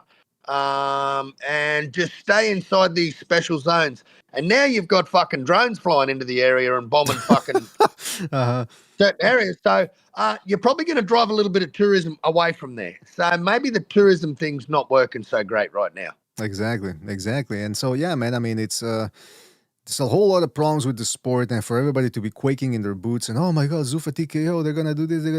Listen, I'm open for, that's how bad things have been in boxing, that we need a reset button. Is it really that bad for somebody else? And the fighters, oh my God, the fighters. Listen, if these guys don't like the pay, they can go fucking do something else. I'm just forcing them to box. And that's the other thing. A lot of these lower level boxers are getting more opportunities to box now in these events. And they're getting paid fair wages. And you know what? Yeah. And you know what I like, BDA, what I like about Zuffa, man, is, and I'll keep harping on this point, a lot of these prospects and these no-name guys are going to fight 3 and 4 times a year, and they're going to start to become household names because, you know, with 40 time slots that they've got on Paramount Plus, man, that's a hell of a lot of boxing. That's a hell of a lot of boxing. And that cost me $7.99 Australian. You don't think I'm going to pay for that? Exactly. Mate, that's... And we've already seen the first 4 cards. We've had some good fights, man. They're very slapped together cards, mate. But I tell you what, man, I've been impressed, and I wouldn't be impressed if Mark wouldn't be disappointed if Mark McSayer or one of them have a big weekend this weekend, because we got another card coming up. So I'm just happy we got more boxing, man. And like you said, BDA, boxing needs a reset. And these idiots that are worried about fucking fighters' pays, you aren't getting paid, you idiot. They're not paying you. Why are you concerned about what they make? Fuck. That's a big that's one of the big, that's why one of the big reasons why we're at where we're at now. And by the way, the UFC thing is separate from the boxing thing. People keep talking about, oh, they're going to take the model from Zuffa boxing, and, you know, fighters, oh, you did that the UFC fighters should complain about the pay because look at what they're paying the boxers over at Zuffa TKO. It's 2 different entities, apparently. I'm trying to look for the Zuffa TKO boxing schedule, by the way. Can't seem to find it. The one thing I have liked about seeing it, their matchmaking seems to be on point. Say again? Yeah, man. I agree. The matchmaking's on point. You get undefeated guys against undefeated guys, guys with 1 loss against guys with 1 loss. You know, it's been very competitive matchmaking, and they don't really seem to really be favoring anybody. They're trying to, like, kind of just throwing everybody in there and see who rises. They're letting the cream rise to the top. So I like that, right? And you know what, man? I really hope this Zuffa plan, I hope it turns out like UFC. Because, mate, I'll tell you right now, UFC in Australia does massive numbers. Massive numbers. Way bigger than boxing. Boxing couldn't hold fucking UFC's jockstrap in this country, mate. It can't even put a show on. Because you got some good Australian fighters in the UFC. That's why. Yeah, but we got some decent boxers too, man. Like, this is the thing, like, and we got a lot of up and comers, mate. A lot of prospects coming out of Australia. We're going through a bit of a phase at the moment. You know, we got a lot of 10-0, 15-0 guys that are going to be unleashed on the world soon, and we'll probably see another world champion out of them. I don't know, man. Like what UFC has done in this country, man, and how they market and how their business model or whatever the fuck it is, man, it puts bums on seats, man, and people lap up these pay-per-views, man. You put a fight on that's worth paying for, mate, they will come. Yeah, absolutely. Yeah, but that's what Pro Box is doing too. They're holding events in the same venue And it's attracting people because they know, oh, they're putting on competitive matchups, so let's go see them. That's one of the ways you build ticket sellers, putting them in the same spot, not moving all over the place. Or, oh, Las Vegas is offering us a good side fee, so we're going to hold a fight there. And, a fighter who's a big draw, let's say in Ohio or whatever, and you put him in Vegas and you draw 3,000 people. And all of a sudden they're wondering why. But the thing is look, I got to reiterate the position here. I'm not a Zuffa TKO fan. I'm not a fan of promotional entities per se. I don't pick sides. But what I'm saying is, because again, with the PBC, when the PBC first started, I was thinking, oh boy, we get more boxing. We got boxing on network TV, which back then was still a big thing back then in the mid-2010s. And I was happy, more boxing. But then by the second year, you started looking at, okay, what are they doing? They started screwing up. And then obviously by the fifth year, people had turned on them. So if Zuffa TKO does the same thing, if the boxing from Zuffa TKO starts turning bad and you start seeing that their operation model is negative and they're doing a lot of negative things, of course I'm going to criticize them. But for the moment, I'm not going to sit here and be despondent and start talking about Armageddon when they haven't even gotten rolling yet. I really don't understand. And again, the main argument is, what about the fighters? Well, what about them? You're talking about these fucking divas who get overpaid? You think I should worry about them when they don't worry about us? And I'm paying for this too. On top of this, we're paying for this too, fellas. By the way, everyone everyone is always so worried about the fighters. What about the fans? Look at how much we got to pay. $500 now for the Ultimate DAZN package. Paramount Plus.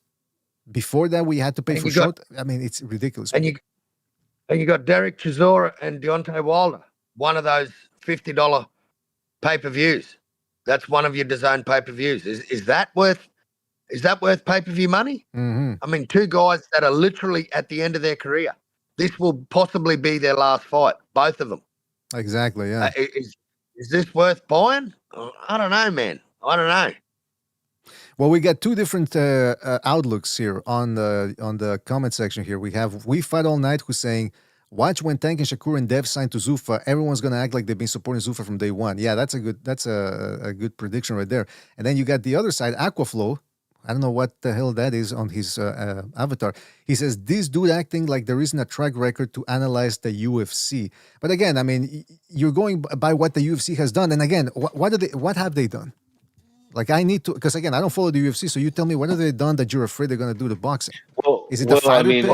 So they try to do this. They took away everybody's sponsors. They try to do that uniform thing where they keep more of the money from the fighters. Oh no. In the last couple of years, it's after the UFC sold itself to WME.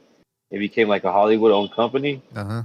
The matchmaking, a lot of it started going downhill. So like today, the UFC is worth more than it's ever have been. But like if you've been watching for like since 2005 or something, you'll tell a big difference in quality. It doesn't feel the same. It's not the same, you know. Okay, but if let's say that happens then with Zuffa TKO, which from what I understand, it's not even the same people who are running the UFCs. They're not. I mean, they're not running the Zuffa. That's what I'm saying. It's after they sold themselves to WME. That's when they made Dana White an employee. He wasn't running things anymore. And then that's what I'm saying. And then let's say it's the same people running it, and they start running the matchmaking through the ground. Okay, so then Zuffa TKO sucks. Is that going to ruin the sport? It's going to take it down? You still have other promotional entities. You still have the Zone. They got Queensberry over there now. They got Matchroom. They got Golden Boy. And they got Tampering now on top of that. So again, all these people crying doom and gloom. It's like they're trying to force you to pick a side. I'm on the side of boxing and I'm on the side of the fans. If a promotional entity starts to suck, we're going to point it out. As simple as that. I don't understand why people you have to pick a side. Oh, you have to pick a side. I'm always weary of the people who force you to pick a side, by the way. Very weary. I love dropping into chat. I love dropping into chats with my Zuffa logo and my name Zuffaroo and just triggering people just off my name. I love it. This is absolute comedic genius for me. I think it's hilarious. And people think I actually care. BDA, I couldn't give two fucks about any promoter. I know you don't, man. And like you say, mate, if they suck, we're going to call them on it. But you know what, mate? Let's give them time. Let's give them a bit of time. Like, the Pro Box cards are way better than Zuffa cards. Of course they are. Pro Box have been around a hell of a lot longer than Zuffa have. Pro Box have resurrected a lot of careers. I saw what they did with Angelo Leo, man. Angelo Leo was down in the dumps and they resurrected his career, mate. Got him back, got him a win against Fernando Lopez and got him a belt. Now he's defending his belt. Good on him. That's good. I'm not going to criticize Pro Box. I think what they're doing is brilliant. And it's free. How can you be mad at free? Yeah. I don't know, man. And I've been happy with the matchmaking from ProBox, and I've been happy with the matchmaking on Zuffa TKO. They've provided good, interesting fights. ProBox, that is. I mean, excuse me, Zuffa TKO on Sunday. So it's let's say ProBox holds a card on a Friday, then you get boxing from the Zone on Saturday, and then you got boxing from Zuffa TKO on Sunday. Sounds like a pretty good deal. That's too much boxing. As a boxing fan, that's too much boxing, baby. Yeah, I know, right? Get rid of Zuffa. Get rid of Zuffa. Get rid of him. It's too much boxing. Well, I'm not Team Pro Box, so I won't be watching on Friday. Wow, I'm impressed. All right, well, listen, the only thing I want to see more of, though, if they can pull it off, is I want to see more Jayo Petaya at the Gold Coast Convention Centre. That's what I want to see. I want to see a little bit more Gold Coast Convention Centre. I don't want that to go neglected. Ringside, Gold Coast Convention Centre. Oh, double. All right, well, listen, we do have to go. But shout out to Carl and shout out to Sobers for joining us on this morning edition of the BDA Boxing Podcast. Hopefully you guys had a good show. Hopefully you guys enjoyed yourself. And right back, the same thing over the people in the chat. Let's give a shout out to people in the chat. I'm talking about Telekinese. Shout out to Telekinese, who says the UFC model, 80% money goes to promoter. Current boxing model, 80% goes to the fighters. Either pay the fighters money or make rich people more rich. There you go. So shout out to Telekinese, Skull Kid, We Fight All Night, Aquaflow, Castro. Who else we had in here? Real quick. Telekinese, like I said. More BDC, shout out to him. Shout out to... Man, I got to scroll back here. Hold on. Yeah, Bright Light, shout out to... Well, like I said, Sobers was in there as well for a little bit there. Hey, where's my music, by the way? Hold on a second. I'm all over the place here. Sorry about that, fellas. So, shout out to Bright Light. Like I said, Castro, Telekinese, Jokers, Wild, Beto, Two Matador, Technique was in here, K Breeze in HS. Shout out to Team Batman Boxing. Shout out to Team Batman Boxing. If Mr. Dodos, Mr. Pelavacas. And if I forgot anybody, it's because we gotta go. Shout out to all of you guys for joining us. Really appreciate it. Have a good rest of your week. Take care, BDA. Take care, man. Take care. Thanks for having me. Later, fellas. Good show.